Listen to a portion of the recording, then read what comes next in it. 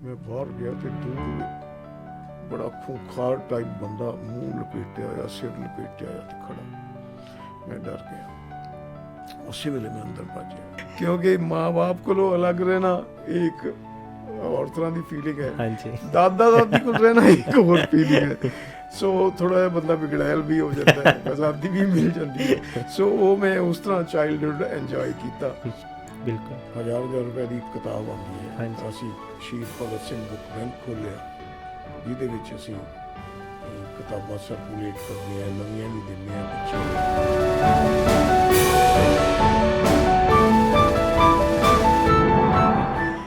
Sir, first of all, thank you so much for being on the podcast. I know you have had a very celebrated, very good life, but first of all, thank you so much. And how are you feeling right now? First of all, I should thank both of you young people because meeting young persons at my age is a pleasure. It's a pleasure. So definitely I shall enjoy this meeting. And because I have a special bonding with Manak, so that is an added pleasure. Thank you so much for having this interview. It's a pleasure sir. Sir ਮੈਂ ਨਾ ਬਿਲਕੁਲ starting ਤੋਂ start ਕਰਨਾ because ਮੈਨੂੰ ਪਤਾ ਕਿ ਜਦੋਂ ਤੁਹਾਡੀ ਲਾਈਫ ਜਦੋਂ ਤੁਸੀਂ ਵੱਡੇ ਹੋਏ ਤਾਂ that aspect is very different aspect of your life, but I want to start from starting. You were born in 1944, right? Yeah. So I believe you have a very interesting story to share with everyone, especially the story of 1947 partition. तो उस time पे क्या हुआ था और मतलब if you can share the story with everyone. Actually, it's a long story. I have written a book about this. Right. My periodic table, you might have seen Yes, it. yes. ਤੇ ਇਹਨੂੰ ਪੰਜਾਬੀ ਚ ਗੱਲ ਕਰਾਂਗੇ ਤੇ ਜ਼ਿਆਦਾ ਮਜ਼ਾ ਆਏਗਾ। ठीक है। ਤਾਂ ਮਤਲਬ ਹਿੰਦੂਮਲ ਕੋਟ ਇੱਕ ਸ਼ਹਿਰ ਹੈ ਬਾਰਡਰ ਤੇ इंडिया ਬਹੁਤ ਤੋਂ पाकिस्तान ਅੱਗੇ ਜਾ ਕੇ, ਤੇ ਉਸ ਤੋਂ ਕੋਈ 15-20 ਕਿਲੋਮੀਟਰ ਪਰਲੀ ਸਾਈਡ ਤੇ ਇੱਕ ਮੰਡੀ ਹੈ, ਮੰਡੀ ਸਾਦਕਗੰਜ। ਉਹ ਮੰਡੀ ਮੇਰੇ ਪੜਦਾਦਾ ਜੀ ਨੇ ਵਸਾਈ ਸੀ, ਸਰਦਾਰ ਅਰੋੜ ਸਿੰਘ। ਫਿਰ ਉਸ ਤੋਂ ਬਾਅਦ ਡਿਵੈਲਪ ਹੋਈ, ਮੇਰੇ ਦਾਦਾ ਜੀ ਸਰਦਾਰ ਬਿਸ਼ਨ ਸਿੰਘ ਉਹਨਾਂ ਨੇ ਡਿਵੈਲਪ ਕੀਤੀ। So we were very rich, very well off, affluent people. ਤੇ ਮੇਰੇ ਦਾਦਾ ਜੀ ਦੇ ਨਵਾਬ ਬਹਾਵਲਪੁਰ ਨਾਲ ਬਹੁਤ ਵਧੀਆ ਤਲੁਕਾਤ ਸੀ। Okay. ਤੇ ਇੱਕ ਸੌਟ ਦੇ ਐਡਵਾਈਜ਼ਰ ਵੀ ਸੀ ਉਹਨਾਂ ਦੇ। Oh. ਜਦੋਂ ਪਾਰਟੀਸ਼ਨ ਦੀ ਗੱਲ ਆਈ, ਇਹ ਪਤਾ ਲੱਗਿਆ ਕਿ ਸਾਡੀ ਮੰਡੀ ਪਾਕਿਸਤਾਨ 'ਚ ਰਹਿ ਜਾਣੀ ਹੈ, ਤਾਂ ਕਿਉਂਕਿ ਮੇਰੇ ਦਾਦਾ ਜੀ ਲੀਡਰ ਸੀ ਆਪਣੀ ਬਰਾਦਰੀ ਦੇ, ਤਾਂ ਸਾਰੀ ਬਰਾਦਰੀ ਨੇ ਕਿਹਾ ਸਰਦਾਰ ਜੀ ਨਿਕਲ ਚੱਲੋ ਇੱਥੋਂ, अच्छा। ਤੇ ਹੁਣ ਖਤਰਾ ਹੈ। ਉਹ ਨਵਾਬ ਕੋਲ ਗਏ ਵੀ ਇਸ ਤਰ੍ਹਾਂ ਮੇਰੀ ਬਰਾਦਰੀ ਮੈਨੂੰ ਕਹਿੰਦੀ ਹੈ ਵੀ ਆਪਾਂ ਨਿਕਲ ਚੱਲੀਏ। ਨਵਾਬ ਕਹਿੰਦਾ ਸਰਦਾਰ ਜੀ ਮੈਂ ਹੈਗਾ, ਤੁਹਾਨੂੰ ਕਾਹਦੀ ਫਿਕਰ ਹੈ, ਆਰਾਮ ਨਾਲ ਰਹੋ, ਕੋਈ ਤੁਹਾਡਾ ਵਾਲ ਵੀ ਵਿੰਗਾ ਨਹੀਂ ਕਰੇਗਾ। For your information I was also A Sikh. Okay.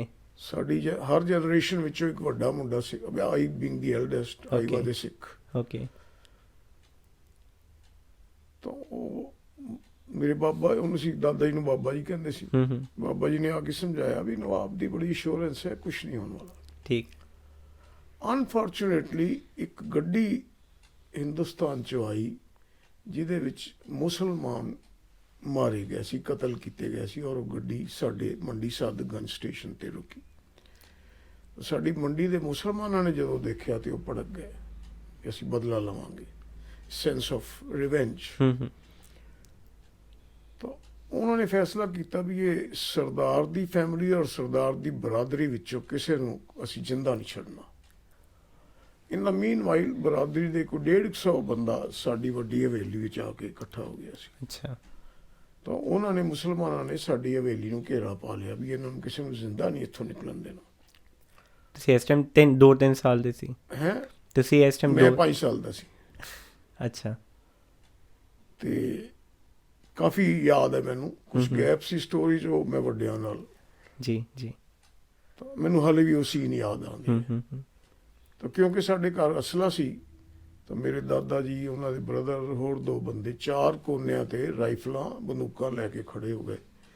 ਕਿਉਂਕਿ ਮੁਸਲਮਾਨਾਂ ਕੋਲ ਲਾਠੀਆਂ ਤਲਵਾਰਾਂ ਸੀ, ਉਹ ਨੇੜੇ ਆਉਣ ਦੀ ਹਿੰਮਤ ਨਹੀਂ ਕਰ ਸਕਦੇ ਸੀ, ਪਰ ਘੇਰਾ ਉਹਨਾਂ ਨੇ ਪਾਈ ਰੱਖਿਆ। ਹਾਂਜੀ। तो बड़ा ही 2-3-4 दिन बीत गए तो राशन पानी खत्म होने लग गया तो एवरीबॉडी बिकेम एंक्शियस कि हुण की होएगा। फिर इन्होंने सोचा बजुर्गों ने कि अपना तो हुण अनसर्टन है जिंदगी, ਜਿਹੜੇ ਯੰਗ ਮੁੰਡੇ ਹੈ ਇਹਨਾਂ ਨੂੰ ਕਿਸੇ ਤਰ੍ਹਾਂ ਰਾਤ ਬਰਾਤੇ ਹੌਲੀ ਜਿਹੀ ਇੱਕ ਇੱਕ ਦੋ ਦੋ ਕਰਕੇ ਕੱਢਦੀ। ਤਾਂ 16 ਬੰਦੇ including my father and my 2 uncles 16 young ਮੁੰਡਿਆਂ ਨੂੰ ਦੋ ਦੋ ਦੇ ਪੇਅਰ ਬਣਾ ਕੇ ਰਾਤੀ ਜਦੋਂ ਮੌਕਾ ਲੱਗਦਾ ਇਹ ਕੱਢ ਦਿੰਦੇ। ਉਹਨਾਂ ਦੀ ਇੱਕ ਅਲੱਗ ਕਹਾਣੀ ਹੈ, ਉਹ 16 ਬੰਦਿਆਂ ਦੀ ਅਲੱਗ ਕਹਾਣੀ ਹੈ ਕਿਵੇਂ ਉਹ ਪਹੁੰਚੇ। ਠੀਕ ਹੈ। ਫਿਰ ਕੀ ਹੋਇਆ 2 ਦਿਨ ਬਾਅਦ ਇੱਕ ਗੱਡੀ ਹਿੰਦੂਆਂ ਦੀ ਪਾਕਿਸਤਾਨ ਤੋਂ ਇੰਡੀਆ ਨੂੰ ਆ ਰਹੀ ਸੀ।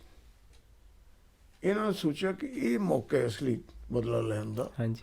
ਉਹ ਸਾਡਾ ਘੇਰਾ ਤੋੜ ਕੇ ਤੇ ਸਟੇਸ਼ਨ ਤੇ ਚਲੇ ਗਏ ਉਸ ਗੱਡੀ ਦਾ ਕਤਲੇਆਮ ਕਰਨ। ਓਕੇ। ਉਹ ਫਿਰ ਇਹਨਾਂ ਨੇ ਸੋਚਿਆ ਵੀ ਹੁਣ ਮੌਕਾ ਹੈ, ਨਿਕਲ ਚੱਲੋ। ਤਾਂ ਇਹ ਸਾਰਿਆਂ ਨੇ ਕਿਹਾ ਵੀ ਵਿਦਿਨ 10 ਮਿੰਟਸ ਜੋ ਕੁਝ ਚੁੱਕਿਆ ਜਾਂਦਾ ਹੈ ਸੋਨਾ ਜਾਂ ਪੈਸਾ ਜਾਂ ਜੋ ਵੀ ਹੈ ਚੁੱਕ ਕੇ ਤੇ ਕਾਫਲਾ ਬਣਾ ਕੇ ਨਿਕਲੋ। ਸਭ ਭਾਜੜ ਪੈ ਗਈ ਨਿਕਲ। ਮੈਂ ਮੋਸਟਲੀ ਦਾਦਾ ਜੀ ਨਾਲ ਰਹਿੰਦਾ ਸੀ ਔਰ ਦਾਦਾ ਜੀ ਉੱਪਰ ਰਹਿੰਦੇ ਸੀ, ਅਸਲਾ ਸੀ। ਹਾਂਜੀ। ਤੇ ਮੈਂ ਉੱਪਰ ਸੁੱਤਾ ਪਿਆ ਸੀ, ਰਾਤ ਦਾ ਟਾਈਮ ਸੀ। ਕਿਸੇ ਨੂੰ ਯਾਦ ਨਹੀਂ ਰਿਹਾ, ਮੇਰਾ ਨਾਂ ਭੋਲੂ ਹੁੰਦਾ ਸੀ ਨਿਕਨੇਮ ਤੇ ਕਿਸੇ ਨੂੰ ਯਾਦ ਨਹੀਂ ਰਿਹਾ ਵੀ ਭੋਲੂ ਇੱਥੇ ਸੁੱਤਾ ਪਿਆ। ਕਾਫਲਾ ਨਿਕਲ ਗਿਆ। ਮੇਰੇ ਦਾਦਾ ਜੀ ਲੀਡ ਕਰ ਰਹੇ ਸੀ, 2 ਬੰਦੇ ਅੱਗੇ ਅਸਲਾ, 2 ਬੰਦੇ ਪਿਛਲੇ। ਤੇ ਮੇਰੀ ਛੋਟੀ ਭੈਣ ਸੀ, ਉਹ ਮੇਰੀ ਮਾਂ ਦੀ ਕੁੱਛੜ ਸੀ। ਤਾਂ ਮੇਰੀ ਦਾਦੀ ਨੇ ਪੁੱਛਿਆ ਮੇਰੀ ਮਾਂ ਨੂੰ ਕਿ ਭੋਲੂ ਕਿੱਥੇ ਹੈ। ਕਹਿੰਦੀ ਉਹ ਦਾਦਾ ਜੀ ਕੋਲ ਸੀ, ਉਹਨਾਂ ਨੂੰ ਪੁੱਛੋ। ਦਾਦਾ ਜੀ ਨੂੰ ਪੁੱਛਿਆ ਤੇ ਉਹ ਕਹਿੰਦੇ ਬਈ ਉਹ ਤਾਂ ਸੁੱਤਾ ਪਿਆ ਸੀ, ਕਿਸੇ ਨੇ ਜਗਾਇਆ ਨਹੀਂ ਉਹਨੂੰ। ਉਹ ਪਤਾ ਲੱਗਿਆ ਵੀ ਉਹ ਰਹਿ ਗਿਆ। ਤਾਂ ਮੇਰੀ ਦਾਦੀ ਉਸੇ ਵੇਲੇ ਪਿੱਛੇ ਨੂੰ ਮੁੜ ਪਈ, ਮੈਂ ਭੋਲੂ ਦੇ ਬਿਨਾਂ ਨਹੀਂ ਜਾਣਾ। ਕਾਫੀ ਅੱਧਾ ਪੌਣਾ ਕਿਲੋਮੀਟਰ ਸਾਡੇ ਘਰ ਤੋਂ ਬਾਹਰ ਆ ਚੁੱਕੇ ਸੀ। ਸਭ ਨੇ ਸਮਝਾਇਆ, ਅੰਮਾ ਦਾਦੀ ਨੂੰ ਅੰਮਾ ਕਹਿੰਦੀ ਸੀ ਅਸੀਂ।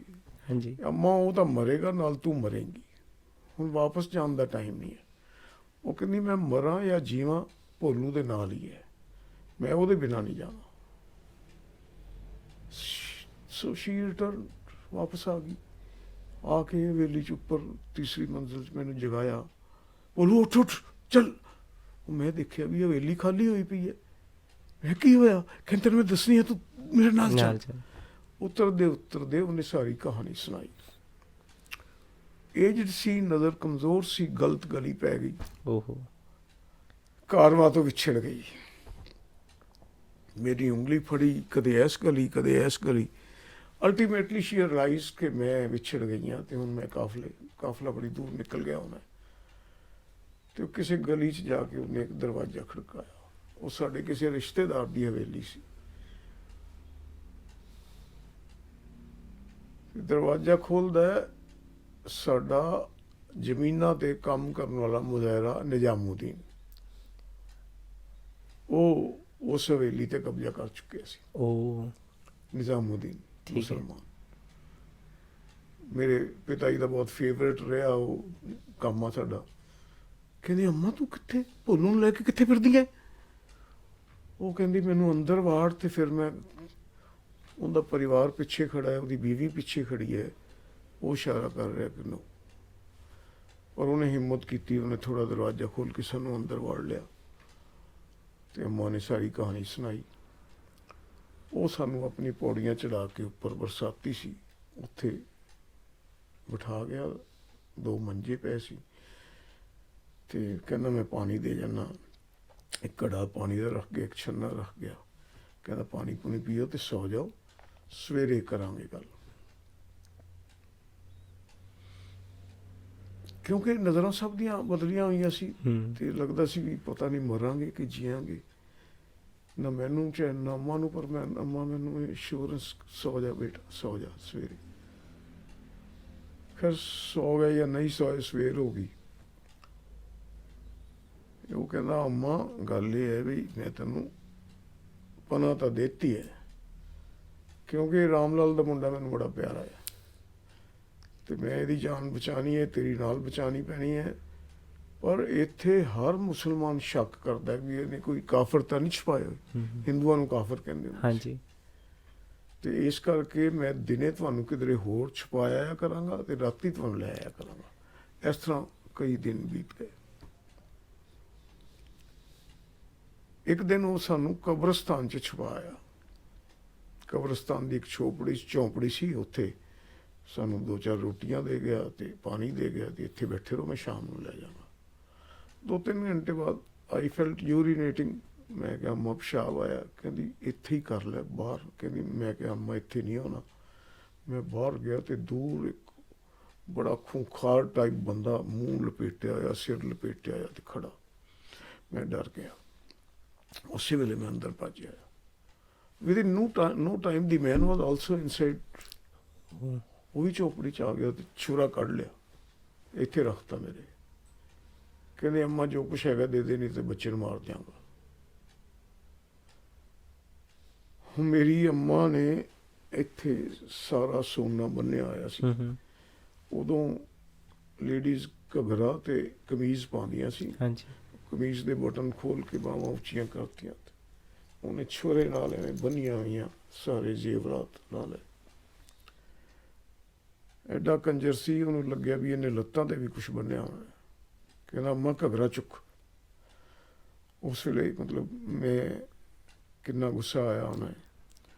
ਤੇ ਉਹ ਖੈਰ ਲੱਤਾਂ ਤੇ ਕੁਛ ਨਹੀਂ ਸੀ।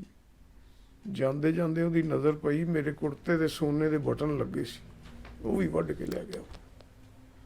ਖੈਰ ਸੋਨਾ ਚਲਾ ਗਿਆ ਤਾਂ ਕੋਈ ਨਹੀਂ, ਜਾਨ ਬਚ ਗਈ। ਹਮ, ਫਿਰ ਅਸੀਂ ਨਿਜ਼ਾਮੂਦੀਨ ਨੂੰ ਸ਼ਾਮ ਕਹਾਣੀ ਸੁਣਾਈ। ਅਸੀਂ ਕਿਹਾ ਵੀ ਯਾਰ ਇਸ ਤਰ੍ਹਾਂ ਨਾ ਕਰ ਤੂੰ। ਕਹਿੰਦਾ ਕੋਈ ਨਹੀਂ, ਹੁਣ ਮੈਂ ਰਿਸ਼ਤੇਦਾਰਾਂ ਦੇ ਘਰੇ। ਫਿਰ ਅਗਲੇ ਦਿਨ ਰਿਸ਼ਤੇਦਾਰਾਂ ਦੇ ਘਰੇ ਛੱਡ ਗਿਆ। ਉਹ ਪੂਰੇ ਜ਼ਾਲਮ ਸੀ, ਉਹਨਾਂ ਨੇ ਮੇਰੀ ਦਾਦੀ ਨੂੰ ਵੀ ਕੁੱਟਿਆ, ਮੈਨੂੰ ਵੀ ਖੈਰ ਉਹ ਮਤਲਬ 40 ਦਿਨ ਜ਼ਿੰਦਗੀ ਮੌਤ ਦੇ ਵਿੱਚ ਸਾਡੇ ਲਟਕਦੇ ਰਹੇ। ਇੱਧਰ ਆ ਕੇ ਮੇਰੇ ਪਿਤਾ ਜੀ ਨੇ ਕਿਸੇ ਬੰਦੇ ਨੂੰ 500 ਰੁਪਈਆ, ਉਸ ਵੇਲੇ 500 ਰੁਪਈਆ ਬੜੀ ਬਹੁਤ ਵੱਡੀ ਗੱਲ ਸੀ। ਭੇਜਿਆ ਵੀ ਤੂੰ ਜਾ ਕੇ ਪਤਾ ਕਰਕੇ ਜ਼ਿੰਦਾ ਨੇ ਕਿ ਮਰ ਗਏ ਨੇ। ਉਹ ਆ ਕੇ ਦੇਖ ਕੇ ਆਇਆ, ਪਤਾ ਲਗਾਇਆ, ਨਿਜ਼ਾਮੂਦੀਨ ਨੂੰ ਮਿਲਿਆ। ਉਹਨੇ ਵੀ ਗੱਲ ਰਾਜ਼ ਦੀ ਹੈ, ਦੋਵੇਂ ਜ਼ਿੰਦਾ ਨੇ, ਮੇਰੇ ਘਰ ਨੇ, ਲੇਕਿਨ ਤੂੰ। ਕਹਿੰਦਾ ਮੈਂ ਉਹਨਾਂ ਦਾ ਹੀ ਬੰਦਾ ਤੇ ਉਹਨਾਂ ਨੂੰ ਹੀ ਜਾ ਕੇ ਦੱਸਾਂ। ਉਸੇ ਨੂੰ ਫਿਰ 5000 ਰੁਪਈਆ ਦੇ ਕੇ, ਉੱਠ ਦੇ ਕੇ ਭੇਜਿਆ ਵੀ ਤੂੰ ਉਹਨਾਂ ਨੂੰ ਲੈ ਕੇ ਆ। ਕਿਉਂਕਿ ਜਾਣਾ ਵੀ ਖਤਰਨਾਕ ਸੀ। ਮੇਰੇ ਵਾਲ ਕੱਟ ਦਿੱਤੇ ਗਏ, ਮੁਸਲਮਾਨ ਬਣਾਤਾ, ਟੋਪੀ ਬੁਰਕਾ ਹਾਂਜੀ ਪਾ ਕੇ ਉੱਠਤੇ। ਇਸ ਤਰ੍ਹਾਂ ਸਾਡੀ ਜਾਨ ਬਚੀ। ਇਹ ਮੇਰੀ ਕਹਾਣੀ ਹੈ, ਮੇਰੀ ਦਾਦੀ ਦੀ ਕਹਾਣੀ ਹੈ, ਬਾਕੀਆਂ ਦੀ ਆਪਣੀ ਆਪਣੀ ਹਰ ਕਹਾਣੀ ਕਿਸੇ ਹੈ। ਦੀ ਆਪਦੀ ਸਟੋਰੀ। ਤਾਂ ਉਹ ਮਤਲਬ ਹਿੰਦੂਵਾਲ ਕੋਟ ਦੇ ਨਾਲ ਹੀ ਇੱਕ ਪਿੰਡ ਸੀ ਕੋਠਾ, ਉੱਥੇ ਸਾਡੇ ਰਿਸ਼ਤੇਦਾਰ, ਉੱਥੇ ਮਹੀਨਾ ਸਵਾ ਮਹੀਨਾ ਰਹੇ। ਖੈਰ ਫਿਰ ਲੰਬੀ ਕਹਾਣੀ ਹੈ। ਤਾਂ ਵੀ ਵਰ ਆਲ ਪੈਨੀਲੈਸ। ਇੱਥੇ ਆ ਕੇ ਕੁਛ ਪੱਲੇ ਨਹੀਂ ਸੀ। ਫਾਰਚੂਨੇਟਲੀ ਮੇਰੇ ਪਿਤਾ ਜੀ ਗ੍ਰੈਜੂਏਟ ਸੀ। ਉਸ ਵੇਲੇ ਗ੍ਰੈਜੂਏਟ ਹੋਣਾ ਬੜੀ ਵੱਡੀ ਗੱਲ ਸੀ। ਉਹਨਾਂ ਨੂੰ ਨੌਕਰੀ ਮਿਲ ਗਈ, ਹਾਂਜੀ ਕੋਈ ਘਰ ਦਾ ਖਰਚਾ ਚੱਲਿਆ, ਕੁਛ ਫਿਰ ਸਾਡੀ ਜੋ ਪ੍ਰੋਪਰਟੀ ਰਹਿ ਗਈ ਸੀ ਉਹਦੇ ਐਵਜ਼ 'ਚ ਮਕਾਨ, ਕੁਛ ਜ਼ਮੀਨ ਮਿਲੀ ਤੇ ਗੱਡੀ ਚੱਲ ਪਈ। ਸੋ that is the story of our partition। ਲੋਕ ਆਜ਼ਾਦੀ ਮਨਾਉਂਦੇ ਆ 15 ਅਗਸਤ 47 ਨੂੰ, ਅਸੀਂ ਸੋਗ ਮਨਾਉਂਦੇ ਹਾਂ ਕਿ ਸਾਡੇ ਰਿਸ਼ਤੇਦਾਰ ਮਰ ਗਏ, ਸਾਡੇ ਨੇੜੇ ਦੇ ਮਰ ਗਏ, ਬਰਾਦਰੀ ਦੇ ਕਈ ਬੰਦੇ ਮਰ ਗਏ, ਸਾਡੇ ਅਸੀਂ ਲੁੱਟੇ ਪੁੱਟੇ ਗਏ। we don't celebrate, we observe it as a partition। Sir ਬਹੁਤ ਹੀ ਦਰਦਨਾਕ ਸਟੋਰੀ। ਸੋ ਕਈ ਵਾਰੀ ਆ ਹੁੰਦਾ ਆਪਣੇ ਚਾਈਲਡਹੁੱਡ ਵਿੱਚ ਕੁਛ ਐਵੇਂ ਦੀ ਚੀਜ਼ਾਂ ਹੁੰਦੀਆਂ ਜੋ ਕਿ ਆਪਣੇ ਬਿਹੇਵੀਅਰਸ, ਆਪਣੇ ਵੈਲਿਊਜ਼, ਆਪਣੇ ਥਾਟਸ ਕੰਸਟਰਕਟ ਕਰਦੀਆਂ। ਤਾਂ ਇਹ ਜੋ ਇੰਸੀਡੈਂਟ ਹੋਇਆ, ਇਹਦੇ ਨਾਲ ਤੁਹਾਡੇ ਮਤਲਬ ਚਾਈਲਡਹੁੱਡ 'ਤੇ ਕੀ ਇੰਪੈਕਟ ਆਇਆ ਇੱਥੇ ਆ ਕੇ? ਕੋਈ ਤੁਹਾਨੂੰ ਮਤਲਬ ਜਿਵੇਂ ਨਾਈਟਮੇਅਰਸ, ਫਲੈਸ਼ਬੈਕਸ, ਜਾਂ ਫਿਰ ਡਰ ਲੱਗਿਆ ਰਹਿੰਦਾ ਸੀ ਕਿਸੇ 'ਤੇ, ਮਤਲਬ ਹਰ ਟਾਈਮ ਪੈਰਾਨੋਇਡ ਰਹਿਣਾ, ਕਿਸੇ 'ਤੇ ਕਿਸੇ 'ਤੇ ਵਿਸ਼ਵਾਸ ਨਹੀਂ ਕਰਨਾ, ਇਹ ਸਭ ਮਤਲਬ ਚਾਈਲਡਹੁੱਡ ਤੁਹਾਡਾ ਕਿਵੇਂ ਇੰਪੈਕਟ ਹੋਇਆ? ਬੜਾ ਚੰਗਾ ਸਵਾਲ ਹੈ। ਇੱਕ ਬੜਾ ਖੌਫਨਾਕ ਹਾਦਸਾ ਸੀ, ਦਰਦਨਾਕ ਹਾਦਸਾ ਸੀ।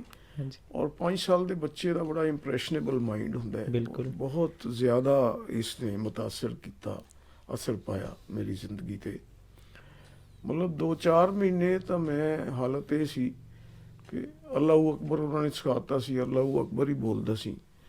ਔਰ ਰਾਤ ਨੂੰ ਮੈਂ ਮਤਲਬ ਦਾਦਾ ਜੀ ਦੇ ਨਾਲ ਸੌਣਾ, ਰਾਤ ਨੂੰ ਸੁੱਤੇ ਸੁੱਤੇ ਉੱਠ ਪੈਣਾ, ਬਾਬਾ ਜੀ ਉਹ ਆ ਗਿਆ, ਬਾਬਾ ਜੀ ਉਹ ਆ ਗਿਆ, ਹੁਣ ਮੈਨੂੰ ਮਾਰ ਦੇਗਾ। ਤਾਂ ਇਹ ਮਤਲਬ ਇੱਕ ਦਹਿਸ਼ਤ ਦੇ ਮਾਹੌਲ ਵਿੱਚ ਮੈਂ ਇਸ ਤਰ੍ਹਾਂ ਵੱਡਾ ਹੋਇਆ। ਤਾਂ ਜਦੋਂ ਬੰਦਾ ਇਸ ਤਰ੍ਹਾਂ ਦੇ ਮਾਹੌਲ ਵਿੱਚ ਵੱਡਾ ਹੋਏਗਾ ਤਾਂ ਉਹਦੀ ਪਰਸਨੈਲਿਟੀ ਵੀ ਅਫੈਕਟ ਹੋਏਗੀ, ਉਹ ਦੱਬੂ ਵੀ ਬਣ ਜਾਏਗਾ। ਹਾਂਜੀ। ਤਾਂ ਇਹ ਸ਼ੁਰੂ ਦੇ ਸਾਲ ਕਾਫੀ ਮੇਰਾ ਇਸ ਤਰ੍ਹਾਂ ਰਿਹਾ ਕਿ ਪਰਸਨੈਲਿਟੀ ਮੇਰੀ ਬੜੀ ਦੱਬੂ ਜੀ ਬਣ ਗਈ, ਡਰੂ ਜੀ ਬਣ ਗਈ। ਤੇ ਸਕੂਲ ਜਾਣਾ ਤਾਂ ਦੂਜੇ ਬੱਚਿਆਂ ਕੋਲੋਂ ਡਰੀ ਜਾਣਾ ਕਿ ਮਾਰ ਦੇਣਗੇ, ਕੁੱਟਣਗੇ ਮੈਨੂੰ। So that was how it affected my personality, it affected my mind. Sir ਇੱਕ ਨਾ ਕੁਐਸਚਨ ਹੈ ਜੋ ਮੈਂ ਹਰ ਕਿਸੇ ਨੂੰ ਪੁੱਛਦਾ ਕਿ ਜੋ ਵੀ ਹੁੰਦਾ ਹੈ ਤੁਹਾਨੂੰ ਲੱਗਦਾ ਹੈ ਕਿ ਗ੍ਰੇਟਰ ਗੁੱਡ ਲਈ ਹੁੰਦਾ ਹੈ? ਕਹਿੰਦੇ ਨਾ ਕਿ ਜੋ ਹੁੰਦਾ ਹੈ ਅੱਛੇ ਲਈ ਹੁੰਦਾ ਹੈ। ਤਾਂ ਤੁਹਾਨੂੰ ਲੱਗਦਾ ਹੈ ਕਿ ਜੋ ਵੀ ਹੋਏ ਤੁਹਾਡੇ ਨਾਲ ਹਾਦਸਾ ਹੋਇਆ, ਉਸ ਤੋਂ ਬਾਅਦ ਜੋ ਵੀ ਹੋਇਆ, ਤੁਹਾਨੂੰ ਲੱਗਦਾ ਹੈ ਕਿ ਅਗਰ ਉਹ ਨਾ ਹੋਇਆ ਹੁੰਦਾ ਤਾਂ ਪ੍ਰੋਬੇਬਲੀ ਤੁਹਾਡੀ ਜ਼ਿੰਦਗੀ ਕੁਛ ਹੋਰ ਹੁੰਦੀ, ਐਜ਼ ਇਨ ਕਿ ਲੱਗਦਾ ਤੁਹਾਨੂੰ ਗ੍ਰੇਟਰ ਗੁੱਡ ਲਈ ਹੁੰਦਾ ਜੋ ਵੀ ਹੁੰਦਾ? ਨਹੀਂ ਮਾਨਕ, ਇਹ ਕਦੇ ਨਹੀਂ ਲੱਗਿਆ ਕਿ ਗ੍ਰੇਟਰ ਗੁੱਡ ਲਈ, ਯਾਰ ਈਵਨ ਗੁੱਡ ਲਈ ਹੋਇਆ। ਕਿਉਂਕਿ ਸਾਡੀ ਬਾਦਸ਼ਾਹ ਸੀ, ਸਾਡੀ Kingdom C, we were very well of. ਮੇਰੇ ਪਿਓ ਮੇਰੇ ਚਾਚੇ ਘੋੜਿਆਂ 'ਤੇ ਜਾਂਦੇ ਸੀ, ਸਲਾਮਾਂ ਪੈਂਦੀਆਂ ਸੀ। ਇੱਧਰ ਆ ਕੇ ਅਸੀਂ ਫਕੀਰ ਹੋ ਗਏ, ਸਾਨੂੰ ਰਿਫਿਊਜੀ ਕਹਿਣ ਲੱਗ ਗਏ ਲੋਕ, ਅਸੀਂ ਯਤਾਮਤ ਦੀ ਜ਼ਿੰਦਗੀ ਬਿਤਾਉਣ ਲੱਗ ਗਏ। ਤਾਂ ਇਹ ਬੜਾ ਖੌਫਨਾਕ ਰਿਹਾ ਹੈ। ਇਸ ਕਰਕੇ ਗੁੱਡ ਨਹੀਂ ਕਹਿ ਸਕਦੇ। ਇਹ ਠੀਕ ਹੈ ਕਿ ਜਿਵੇਂ ਬਾਕੀ ਪੰਜਾਬੀ ਨੇ, ਸ਼ਾਇਦ ਅਸੀਂ ਵੀ ਸਟਰਡੀ ਸੀ, ਗਟਸੀ ਸੀ। ਅਸੀਂ ਹਾਲਾਤ ਨੂੰ ਫੇਸ ਕਰਦੇ ਕਰਦੇ ਗਰੋ ਕਰ ਗਏ, ਇਸ ਮੁਕਾਮ ਤੱਕ ਪਹੁੰਚ ਗਏ ਕਿ ਹੁਣ ਇੱਕ ਚੰਗੀ ਜ਼ਿੰਦਗੀ ਜੀਣ ਦੇ ਅਸੀਂ ਕਾਬਲ ਹੋ ਗਏ, ਪੜ੍ਹ ਲਿਖ ਗਏ। ਲੇਕਿਨ ਮਾਨਕ ਫॉर ग्रेटर गुड बिल्कुल नहीं कह सकते। 10 million people, they were dislocated in both the borders, eastern and western. कितने ਲੱਖਾਂ ਲੋग मारे गए। और ये ना अंग्रेज़ा ने या लीडर ने मिलकर एक लाइन खींचती कि इधर पाकिस्तान इधर Hindustan. Can you divide people just by drawing a line? Absolutely not. No, it is not.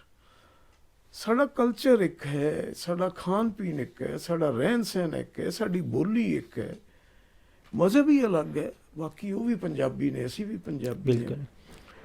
ਤੇ ਮੈਂ ਅੱਜ ਤੱਕ ਤੜਪਦਾ। 2 ਵਾਰੀ ਮੈਂ ਵੀਜ਼ਾ ਲਗਵਾਉਣ ਦੀ ਕੋਸ਼ਿਸ਼ ਕੀਤੀ, ਮੈਂ ਆਪਣੀ ਜਨਮ ਭੂਮੀ ਜਾ ਸਕਾਂ, ਕਿਹਨਾਂ ਕਾਰਨ ਕਰਕੇ ਨਹੀਂ ਜਾ ਸਕਿਆ। ਤੇ ਕਿੱਡੀ ਦਰਦਨਾਕ ਗੱਲ ਹੈ ਕਿ ਤੁਸੀਂ ਆਪਣਾ ਬਰਥ ਪਲੇਸ ਹੀ ਨਾ ਦੇਖ ਸਕੋ ਸਾਰੀ ਉਮਰ। So no sir, no, not for good or greater good. ਇਹ ਰੀਅਲਾਈਜੇਸ਼ਨ ਮੈਂ ਜਦੋਂ ਨੇਪਾਲ 'ਚ ਸੀ ਉਦੋਂ ਪਾਕਿਸਤਾਨ ਦੇ ਵੀ ਕਾਫੀ ਲੋਕ ਆਉਂਦੇ ਸੀ, ਅਸੀਂ ਇੰਡੀਅਨਸ ਵੀ ਕਾਫੀ ਸੀਗੇ। ਉਦੋਂ ਦੇਖ ਕੇ ਲੱਗਦਾ ਸੀ ਕਿ ਕਲਚਰਲ ਡਿਫਰੈਂਸ ਤਾਂ ਬਹੁਤ ਘੱਟ ਹੈ, ਜੋ ਕਿ ਜੋ ਜੋਗ੍ਰਾਫਿਕਲ ਡਿਫਰੈਂਸ ਹੀ ਹੈ, ਜੋ ਪੋਲੀਟੀਕਲ ਡਿਫਰੈਂਸ ਹੈ ਜਾਂ ਬਿਊਰੋਕਰੈਟਿਕਲ ਡਿਫਰੈਂਸ ਹੈ, ਬਟ ਕੋਈ ਕਲਚਰਲ ਡਿਫਰੈਂਸ ਜਾਂ ਦਿਲਾਂ ਦਾ ਕੋਈ ਡਿਫਰੈਂਸ ਨਹੀਂ ਹੈ। ਇੱਥੋਂ ਦੀ ਲੋਕਾਂ ਦੀ ਸਟੋਰੀ ਹੈ ਕਿ ਉੱਧਰ ਜਾਣਾ ਉਹਨਾਂ ਬਰਥ ਪਲੇਸ ਹੈ, ਉੱਧਰ ਹੈ।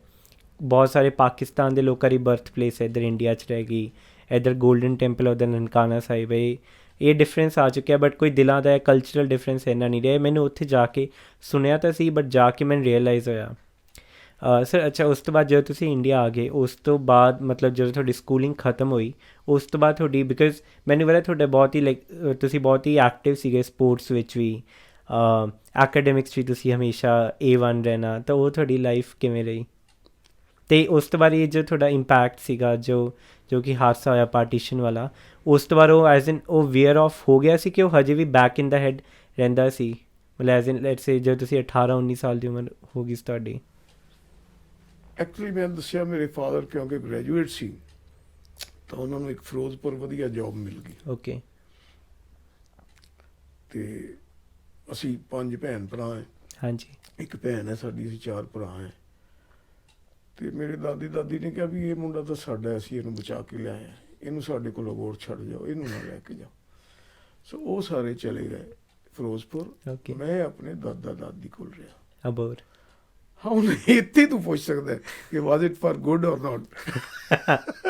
ਯੂ ਟੈਲ ਮੀ। ਕਿਉਂਕਿ ਮਾਂ ਬਾਪ ਕੋਲੋਂ ਅਲੱਗ ਰਹਿਣਾ ਇੱਕ ਹੋਰ ਤਰ੍ਹਾਂ ਦੀ ਫੀਲਿੰਗ ਹੈ, ਹਾਂਜੀ, ਦਾਦਾ ਦਾਦੀ ਕੋਲ ਰਹਿਣਾ ਇੱਕ ਹੋਰ ਫੀਲਿੰਗ ਹੈ। ਸੋ ਥੋੜ੍ਹਾ ਜਿਹਾ ਬੰਦਾ ਬਿਗੜੈਲ ਵੀ ਹੋ ਜਾਂਦਾ ਹੈ, ਆਜ਼ਾਦੀ ਵੀ ਮਿਲ ਜਾਂਦੀ ਹੈ। ਸੋ ਉਹ ਮੈਂ ਉਸ ਤਰ੍ਹਾਂ ਚਾਈਲਡਹੁੱਡ ਇੰਜੋਏ ਕੀਤਾ। ਤੇ ਦਾਦਾ ਦਾਦੀ ਦੇ ਰਹਿ ਕੇ ਲਾੜ ਵੀ ਮਿਲਿਆ, ਥੋੜੀ ਆਜ਼ਾਦੀ, ਕਿਉਂਕਿ ਮਾਂ-ਬਾਪ ਸਖਤੀ ਕਰਦੇ, ਦਾਦਾ ਦਾਦੀ ਨਹੀਂ ਕਰਦੇ। ਤੋ ਆਪਣੇ ਛੋਟੇ ਸ਼ਹਿਰਾਂ 'ਚ ਗਲੀਆਂ ਕਲਚਰ ਵੀ ਹੁੰਦਾ ਹੈ, ਰਾਮਲੀਲਾ ਦੇਖਣੀ, RSS ਸਾਡੇ ਨਾਲ ਸ਼ਾਖਾ ਤੇ ਚਲੇ ਜਾਣਾ, ਫਿਲਮਾਂ ਦੇਖਣੀਆਂ ਸਕੂਲੋਂ ਭੱਜ ਕੇ। ਤੋ ਆਈ ਇੰਜੋਇਡ ਦੈਟ ਲਾਈਫ। ਤਾਂ ਇਹ ਫੇਜ਼ ਸੀ ਜਿਹੜਾ ਦਾਦਾ ਦਾਦੀ ਕੋਲ ਰਹਿਣ ਦਾ, that help me overcome that depression. ਤਾਂ ਉਸ ਤਰ੍ਹਾਂ ਚੰਗਾ ਰਿਹਾ। ਲੇਕਿਨ ਫਿਰ ਮੇਰੇ ਫਾਦਰ ਨੇ ਦੇਖਿਆ ਵੀ 8ਵੀਂ ਤੱਕ ਇਹਦਾ ਰਿਜ਼ਲਟ ਚੰਗਾ ਨਹੀਂ ਆ ਰਿਹਾ, ਪਰ ਇਹ ਤਾਂ ਪਤਾ ਵੀ ਲੱਗ ਗਿਆ ਵੀ ਇਹ ਭੱਜ ਕੇ ਸਿਨੇਮੇ ਦੇਖ ਲੈਂਦਾ ਹੈ, ਰਾਮਲੀਲਾ ਕਰਦਾ ਹੈ। ਅਤੇ ਉਹ ਕਹਿੰਦੇ, ਮੇਰੇ ਦਾਦਾ ਜੀ ਨੂੰ ਕਹਿੰਦੇ ਵੀ ਇਹਨੂੰ ਹੁਣ ਅਸੀਂ ਲੈ ਜਾਵਾਂਗੇ, ਇਹਦਾ 9ਵੀਂ 10ਵੀਂ ਕਲਾਸ ਹੈ। ਕਹਿੰਦੇ ਚੰਗਾ ਵੀ ਲੈ ਜਾ। ਸੋ ਆਈ ਕੇਮ ਟੂ ਫਿਰੋਜ਼ਪੁਰ, ਉੱਥੇ HMI ਸਕੂਲ ਹੈ, ਉੱਥੇ ਮੈਨੂੰ ਦਾਖਲ ਕਰਾਇਆ ਗਿਆ। ਅਤੇ ਫਿਰ ਬਾਪੂ ਜੀ ਦੀ ਸਖਤੀ, ਮੇਰੇ ਫਾਦਰ ਬਹੁਤ ਸਟਰੋਂਗ ਡਿਸਿਪਲਿਨੇਰੀਅਨ ਸੀ, ਡਿਸਿਪਲਿਨ ਬੜਾ। ਅਤੇ ਉਸ ਡਿਸਿਪਲਿਨ ਵਿੱਚ ਰਹਿ ਕੇ ਫਿਰ ਮੈਂ ਪੜ੍ਹਾਈ ਸ਼ੁਰੂ ਕੀਤੀ, ਔਰ ਇਤਨੀ ਜ਼ਿਆਦਾ ਪੜ੍ਹਾਈ ਸ਼ੁਰੂ ਕੀਤੀ ਕਿ ਮੈਂ 10ਵੀਂ ਵਿੱਚ ਮੈਰਿਟ ਵਿੱਚ ਆਇਆ। ਪੰਜਾਬ ਯੂਨੀਵਰਸਿਟੀ ਲੈਂਦੀ ਸੀ ਉਦੋਂ 10ਵੀਂ ਦਾ ਇਮਤਿਹਾਨ, ਔਰ ਆਪਣੇ ਸਕੂਲ 'ਚੋਂ ਸੈਕਿੰਡ ਆਇਆ ਮੈਂ, 71% ਨੰਬਰ। ਤੋਂ ਢੋਲ ਵਜਾ ਕੇ ਸੈਲੀਬ੍ਰੇਟ ਕੀਤਾ ਗਿਆ ਮੇਰਾ ਇਹ ਰਿਜ਼ਲਟ। ਤਾਂ ਉਹ ਬੜਾ ਮਜ਼ੇਦਾਰ ਰਿਹਾ। ਅਤੇ ਪਰਿਵਾਰ ਵਿੱਚ ਇਹ ਬੜੀ ਵੱਡੀ ਗੱਲ ਸੀ ਕਿ ਕੋਈ ਉਦੋਂ ਫਸਟ ਡਿਵੀਜ਼ਨ ਲੈਣਾ ਬੜੀ ਵੱਡੀ ਗੱਲ ਸੀ। ਤੁਸੀਂ ਸੈਕਿੰਡ ਆਏ ਪੂਰੇ ਸਕੂਲ 'ਚ, ਮੈਰਿਟ ਵਿੱਚ ਆਉਣਾ। ਅਤੇ ਉਹ ਮੰਨਿਆ ਗਿਆ ਯਾਰ ਇਹ ਮੁੰਡਾ ਬੜਾ ਕਾਮਲ ਹੈ ਸਾਡਾ। ਅਤੇ ਫਿਰ ਉਹਨਾਂ ਨੇ ਉੱਥੇ RSD ਕਾਲਜ ਫਿਰੋਜ਼ਪੁਰ, ਉੱਥੇ ਨੋਨ ਮੈਡੀਕਲ ਦਵਾਤਾ। ਖੈਰ they wanted me to become an engineer. ਲੇਕਿਨ ਵਿੱਚ ਮੈਂ NDA ਦਾ ਵੀ ਇਮਤਿਹਾਨ ਦਿੱਤਾ, ਫੌਜ ਵਿੱਚ ਜਾਣ ਵਾਸਤੇ, IAF ਦਾ ਵੀ ਇਮਤਿਹਾਨ ਦਿੱਤਾ, ਏਅਰਫੋਰਸ ਦਾ। ਅਤੇ ਦੋਵਾਂ ਦਾ ਰਿਟਨ ਕੁਆਲੀਫਾਈ ਕਰ ਲਿਆ, interview we.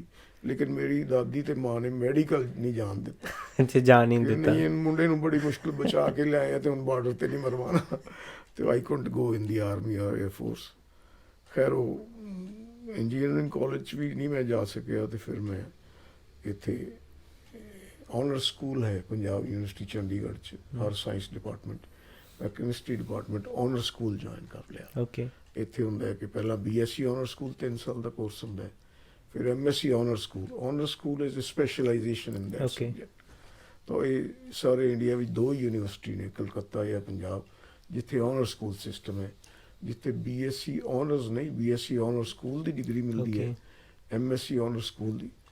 So I did my MSc honour school from this department. ਇੱਥੇ ਵੀ ਮੈਂ 3rd ਆਇਆ ਸਾਰੀ ਯੂਨੀਵਰਸਿਟੀ 'ਚ, ਮੈਨੂੰ ਸਕੋਲਰਸ਼ਿਪ ਮਿਲਿਆ। ਤਾਂ ਉਹ ਮਤਲਬ ਮੇਰੀ ਜਿਹੜੀ ਆਦਤ ਬਣ ਗਈ ਪੜ੍ਹਨ ਦੀ, ਜਾਂ ਜੋ ਥੋੜ੍ਹੀ ਬਹੁਤ ਲਿਆਕਤ ਸੀ ਉਹ ਚੱਲਦੀ ਰਹੀ। ਅਤੇ ਪੜ੍ਹਾਈ ਵਿੱਚ ਵੀ ਮੈਂ ਇਸ ਤਰ੍ਹਾਂ ਰਿਹਾ। ਲੇਕਿਨ ਨਾਲ ਨਾਲ ਮਤਲਬ ਜਦੋਂ ਮੈਂ RSD ਕਾਲਜ ਸੀ ਅਤੇ ਮੈਂ ਉੱਥੇ ਬੈਡਮਿੰਟਨ ਖੇਡਦਾ ਸੀ, ਅਤੇ I became one of the top players of college. ਉਹ ਫਿਰ ਸਾਨੂੰ ਇੰਟਰ ਕਾਲਜ ਟੂਰਨਾਮੈਂਟ ਵਾਸਤੇ ਭੇਜਿਆ ਗਿਆ। I represented my college there. Cricket ਦਾ ਸ਼ੁਰੂ ਤੋਂ ਬੜਾ ਹੀ ਸ਼ੌਕ ਸੀ। ਮੈਂ ਕੁਛ ਦਿਨ ਪਹਿਲਾਂ ਹੀ ਤੁਹਾਡੀ ਫੋਟੋਜ਼ ਦੇਖਿਆ ਕ੍ਰਿਕਟ ਵਾਲੀਆਂ, ਤੁਸੀਂ ਫੇਸਬੁੱਕ 'ਤੇ ਸ਼ੇਅਰ ਕਰਦੇ ਰਹਿੰਦੇ ਹੋ। ਲਾਈਕ ਐਬਸੋਲਿਊਟਲੀ ਲਵ ਦੈਮ, ਲਾਈਕ ਪੂਰੇ ਵਾਈਟਸ ਪਾਏ ਹੋਏ ਹੈ, ਅਤੇ ਉਹ ਲੱਗਦਾ ਹੈ ਕਿ ਹਾਂ ਮਤਲਬ 1983 ਵਰਲਡ ਕੱਪ ਜਿੱਤ ਕੇ ਆਏ, ਉਹ ਮੇਰੀ ਟੀਮ ਲੱਗਦੀ ਹੈ। ਅਤੇ ਮਤਲਬ ਬਹੁਤ ਸ਼ੌਕ ਸੀ। ਫਿਰ ਬੈਡਮਿੰਟਨ ਤੋਂ ਬਾਅਦ ਯੂਨੀਵਰਸਿਟੀ 'ਤੇ ਆ ਗਏ, ਕ੍ਰਿਕਟ ਸ਼ੁਰੂ ਕਰਤੀ, ਕ੍ਰਿਕਟ ਖੇਡਣ ਲੱਗ ਗਈ। ਔਰ ਮਜ਼ੇਦਾਰ ਗੱਲ ਹੈ ਵੀ ਮੈਂ ਕੈਮਿਸਟਰੀ ਡਿਪਾਰਟਮੈਂਟ 'ਚ ਹੁੰਦਾ ਸੀ। ਬਿਸ਼ਨ ਸਿੰਘ ਬੇਦੀ ਦੀ celebrated of spinner of India, ਬਾਅਦ 'ਚ ਕੈਪਟਨ ਵੀ ਰਿਹਾ ਇੰਡੀਆ ਦਾ, ਉਹ ਲਾਅ ਕਾਲਜ ਸੀ। ਔਰ ਉਹ ਅੱਛਾ PU 'ਚ ਸੀਗੇ। ਹਾਂ, ਉਹ ਫਿਰ ਇੰਟਰ ਡਿਪਾਰਟਮੈਂਟਲ ਮੈਚਿਸ ਹੋਣੇ, ਤਾਂ ਮੈਂ ਉਹਦੇ ਖਿਲਾਫ, ਸਾਡੇ ਡਿਪਾਰਟਮੈਂਟ ਦੀ ਟੀਮ ਨੇ ਲਾਅ ਕਾਲਜ ਦੇ ਖਿਲਾਫ ਉਹਦੀ ਬੋਲਿੰਗ ਮੈਂ ਖੇਡੀ ਹੋਈ ਹੈ। So that's a privilege I can say. Absolutely. ਅਤੇ ਬਾਅਦ ਵਿੱਚ ਫਿਰ ਮੈਂ ਜਦੋਂ ਕਾਲਜ 'ਚ ਐਜ਼ ਲੈਕਚਰਰ ਬਣ ਗਿਆ, ਤਾਂ ਉੱਥੇ ਵੀ ਫਿਰ ਮੈਨੂੰ ਕ੍ਰਿਕਟ ਟੀਮ ਦਾ ਇੰਚਾਰਜ ਬਣਾ ਦਿੱਤਾ ਗਿਆ। ਤਾਂ ਸਟਾਫ ਸਟੂਡੈਂਟਸ ਦੀ ਮੈਚ ਹੋਣੇ, ਮੈਂ 2 ਵਾਰੀ ਸਟਾਫ ਸਟੂਡੈਂਟ ਦੇ cricket match man of the match ਬਣਿਆ। ਇੱਕ ਬੜਾ ਦਿਲਚਸਪ ਕਹਾਣੀ ਹੈ ਇਹਦੀ। ਕਿ ਮੇਰੀ ਵੱਡੀ ਬੇਟੀ ਜੋ ਕੁੱਲੂ ਹੈ ਅੱਜ ਕੱਲ੍ਹ, ਉਹ ਪੜ੍ਹਦੀ ਸੀ +1 ਜਾਂ +2 ਵਿੱਚ। ਅਤੇ ਮੈਂ ਸਟਾਫ ਦਾ ਟੀਮ ਦਾ ਕੈਪਟਨ ਸੀ। ਮੈਚ ਸੀ ਅਤੇ ਉਹ ਆਪਣੇ ਫਰੈਂਡਸ ਨੂੰ, ਮੇਰੇ ਪਾਪਾ ਕੈਪਟਨ ਖੇਲ ਰਿਹਾ। ਮੈਚ ਹੋਇਆ ਅਤੇ ਮੈਂ ਬੈਟਿੰਗ ਕਰਨ ਗਿਆ ਅਤੇ ਪਹਿਲੇ ਬਾਲ 'ਤੇ ਹੀ ਆਊਟ।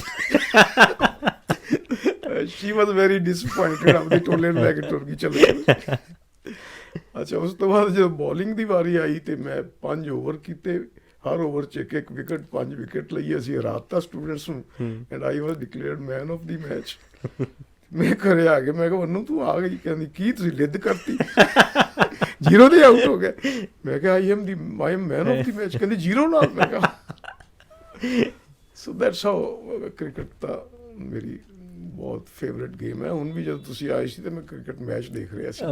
ਅਸੀਂ ਵੀ ਉਹੀ ਗੱਲ ਕਰ ਰਹੇ ਸੀ ਕਿ ਕੱਲ 3 ਆਊਟ ਹੋ ਗਏ, ਹੁਣ ਕੀ ਹੋ ਰਿਹਾ, ਹੁਣ ਕੀ ਚੱਲ ਰਿਹਾ।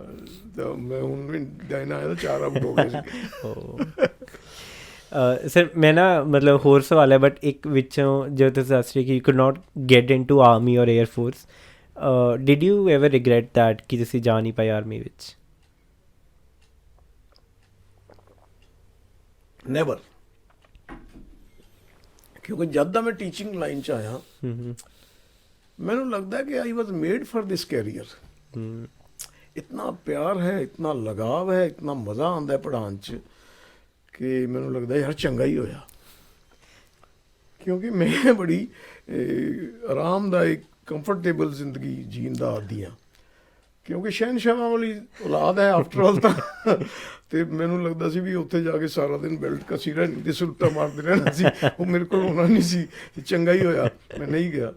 ਆਈ ਲਵ ਟੀਚਿੰਗ ਔਰ ਮੈਨੂੰ ਬੜਾ ਮਜ਼ਾ ਆਉਂਦਾ ਹੈ ਪੜ੍ਹਾਉਣ 'ਚ, ਇਸ ਕਰਕੇ ਕੋਈ ਰਿਗਰੈਟ ਨਹੀਂ। Sir absolutely, like I can see that ਜਿਸ ਤਰ੍ਹਾਂ ਤੁਸੀਂ ਮਲੋਟ ਵਿੱਚ ਇੰਨੇ ਇੰਸਟੀਟਿਊਸ਼ਨਸ ਖੋਲ੍ਹੇ, ਜਿਸ ਤਰ੍ਹਾਂ ਤੁਸੀਂ ਆਪਣੀ ਲਾਈਫ ਜੀ ਐਜ਼ ਇਨ ਤੁਸੀਂ ਪ੍ਰੋਫੈਸ਼ਨਲ ਜਾਂ ਫਾਰਮਲ ਟੀਚਰ ਤਾਂ ਹੋ ਹੀ, ਬਟ ਈਵਨ ਇਨਫਾਰਮਲ ਕਨਵਰਸੇਸ਼ਨਸ 'ਚ ਵੀ ਤੁਸੀਂ ਇੱਕ ਟੀਚਰ ਹੋ। Like you teach a lot of things to a lot of people, and this is one of the things that I love, like you know, because I love having conversations with you. ਹਮੇਸ਼ਾ ਜਿੰਨੀ ਵਾਰ ਵੀ ਗੱਲ ਕਰੋ ਕੁਝ ਸਿੱਖਣ ਨੂੰ ਮਿਲਦਾ ਹੈ। I think ਸਭ ਤੋਂ ਵੱਡੀ ਚੀਜ਼ ਜੋ ਮੈਂ ਤੁਹਾਡੇ ਸਿੱਖੀ ਹੈ ਹੰਬਲ ਕਿਵੇਂ ਰਹਿਣਾ, ਹਿਊਮਿਲਿਟੀ ਕਿਵੇਂ ਰਹਿਣੀ ਹੈ। ਬਟ ਸਰ ਮੇਰਾ ਤੁਹਾਡੇ ਤੋਂ ਇਹ ਸਵਾਲ ਹੈ ਕਿ ਤੁਸੀਂ ਬੱਚਿਆਂ ਤੋਂ ਕੀ ਸਿੱਖਿਆ ਹੈ ਆਪਦੇ ਕਰੀਅਰ 'ਚ ਪੜ੍ਹਾਉਣ ਵੇਲੇ, ਕਿਉਂਕਿ ਤੁਸੀਂ ਬਹੁਤ ਕੁਝ ਸਿਖਾਇਆ ਹੋਏਗਾ, ਬਟ ਉਹਨਾਂ ਤੋਂ ਤੁਸੀਂ ਕੀ ਸਿੱਖਿਆ? ਦੇਖੋ ਟੈਗੋਰ ਨੇ ਕਿਹਾ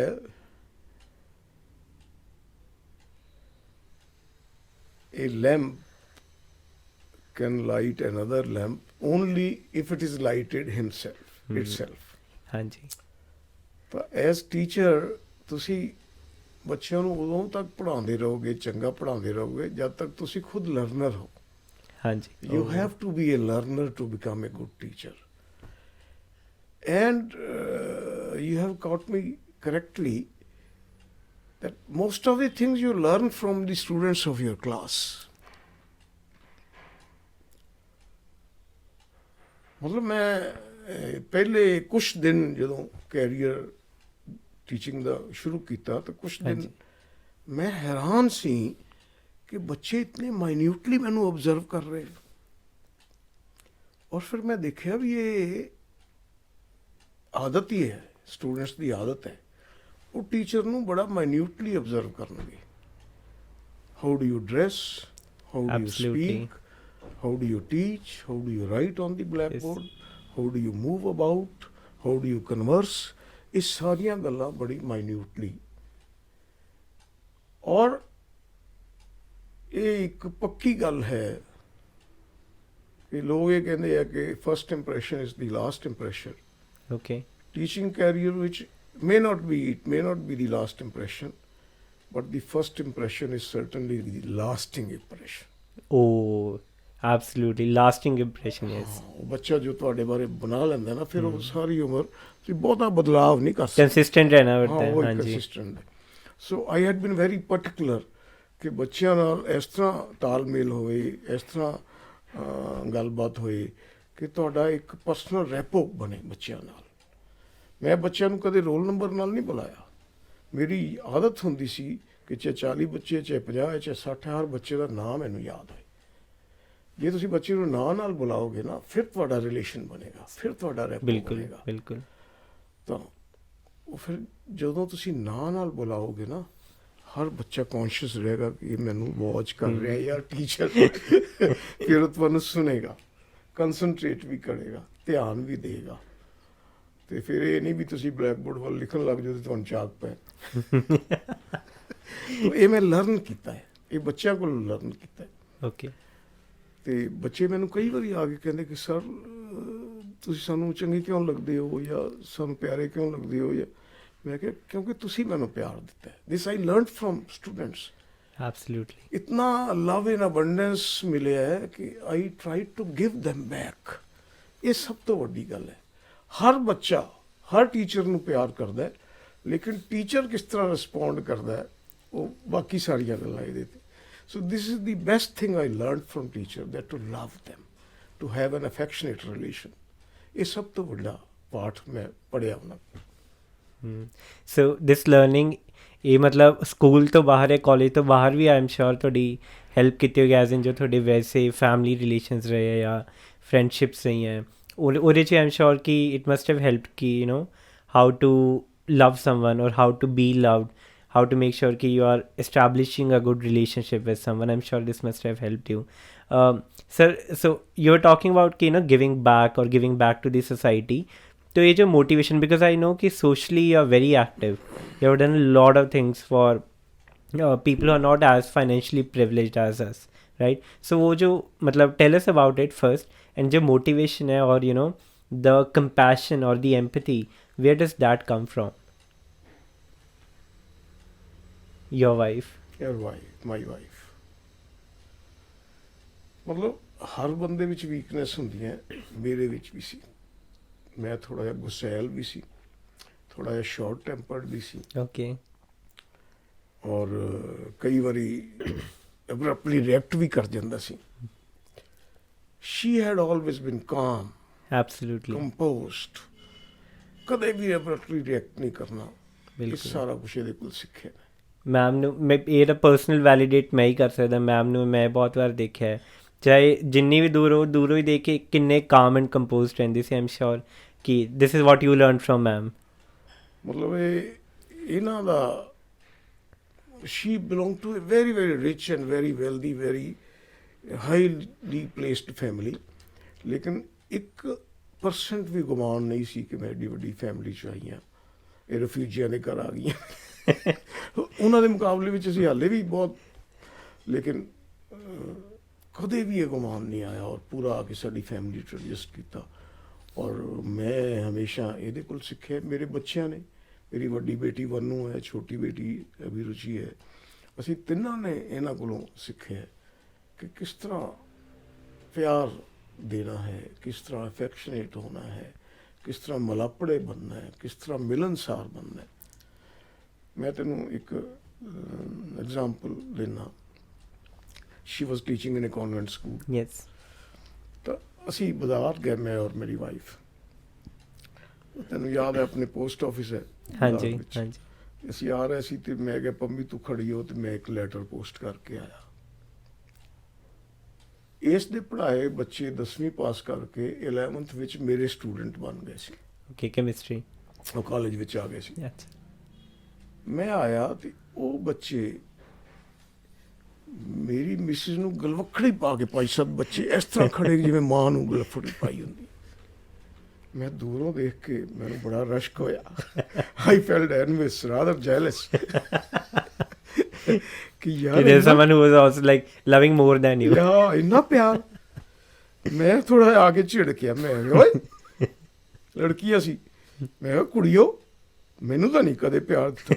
ਕਹਿੰਦੇ ਸਰ ਤੁਹਾਡੇ ਕੋਲ ਡਰ ਹੀ ਬੜਾ ਲੱਗਦਾ। ਮੈਂ ਕਿਹਾ ਕਿਉਂ, ਮੈਂ ਤੁਹਾਨੂੰ ਕੁੱਟਦਾ? ਕਹਿੰਦੇ ਨਹੀਂ, ਪਰ ਸਮਝ ਨਹੀਂ ਆਉਂਦੀ ਸਰ ਤੁਹਾਡੇ ਕੋਲ ਡਰ ਕਿਉਂ ਲੱਗਦਾ। ਤੇ ਮੈਡਮ ਤਾਂ ਸਾਨੂੰ ਮਾਂ ਵਰਗੇ ਲੱਗਦੇ ਆ। ਤਾਂ ਸਕੂਲ ਮੈਂ ਫਿਰ ਉਸ ਦਿਨ ਤਈਆ ਕੀਤਾ ਕਿ ਯਾਰ ਇਹ ਮੇਰੀ ਵਾਈਫ ਨੂੰ ਬੱਚੇ ਇੰਨਾ ਪਿਆਰ ਕਰਦੇ ਆ, ਮੇਰੇ ਕੋਲ ਡਰਦੇ ਕਿਉਂ? ਤਾਂ ਉਹ ਫਿਰ ਉਸ ਦਿਨ ਤੋਂ ਰਵੱਈਆ ਮੇਰਾ ਬਦਲਿਆ। ਮੈਂ ਇਹਨਾਂ ਦੇ ਮੁਤਾਬਕ ਬਣਨ ਦੀ ਕੋਸ਼ਿਸ਼ ਕੀਤੀ। ਹਾਲਾਂਕਿ ਕੁਛ ਹੱਦ ਤੱਕ ਮੈਂ ਕਾਮਯਾਬ ਹੋਇਆ, ਪੂਰੀ ਤਰ੍ਹਾਂ ਨਹੀਂ। ਬਟ ਉਹ ਤੇਰੇ ਸਵਾਲ ਦਾ ਜਵਾਬ ਇਹ ਹੈ ਕਿ ਮੇਰੇ ਬੱਚਿਆਂ ਨੂੰ ਮੈਨੂੰ ਹੰਬਲ ਹੋਣਾ, ਪਿਆਰਾ ਹੋਣਾ, ਅਫੈਕਸ਼ਨੇਟ ਹੋਣਾ ਇਹਨਾਂ ਨੇ ਸਿਖਾਇਆ। ਸਰ ਜੋ ਤੁਹਾਡੀ ਸੋਸ਼ਲ ਇੰਕਲੀਨੇਸ਼ਨ ਹੈ ਉਹ ਸਪੈਸ਼ਲੀ ਐਜੂਕੇਸ਼ਨ ਲਈ ਹੈ, ਜੋ ਮਾਨਵ ਕਲਿਆਣ ਸਕੂਲ ਹੈ, ਜੋ ਤੁਸੀਂ ਬਾਕੀ ਇੰਸਟੀਟਿਊਟ ਸਟਾਰਟ ਕੀਤੇ, ਉਹਨਾਂ ਬਾਰੇ ਪਲੀਜ਼ ਤੁਸੀਂ ਥੋੜ੍ਹਾ ਦੱਸ ਸਕਦੇ ਹੋ?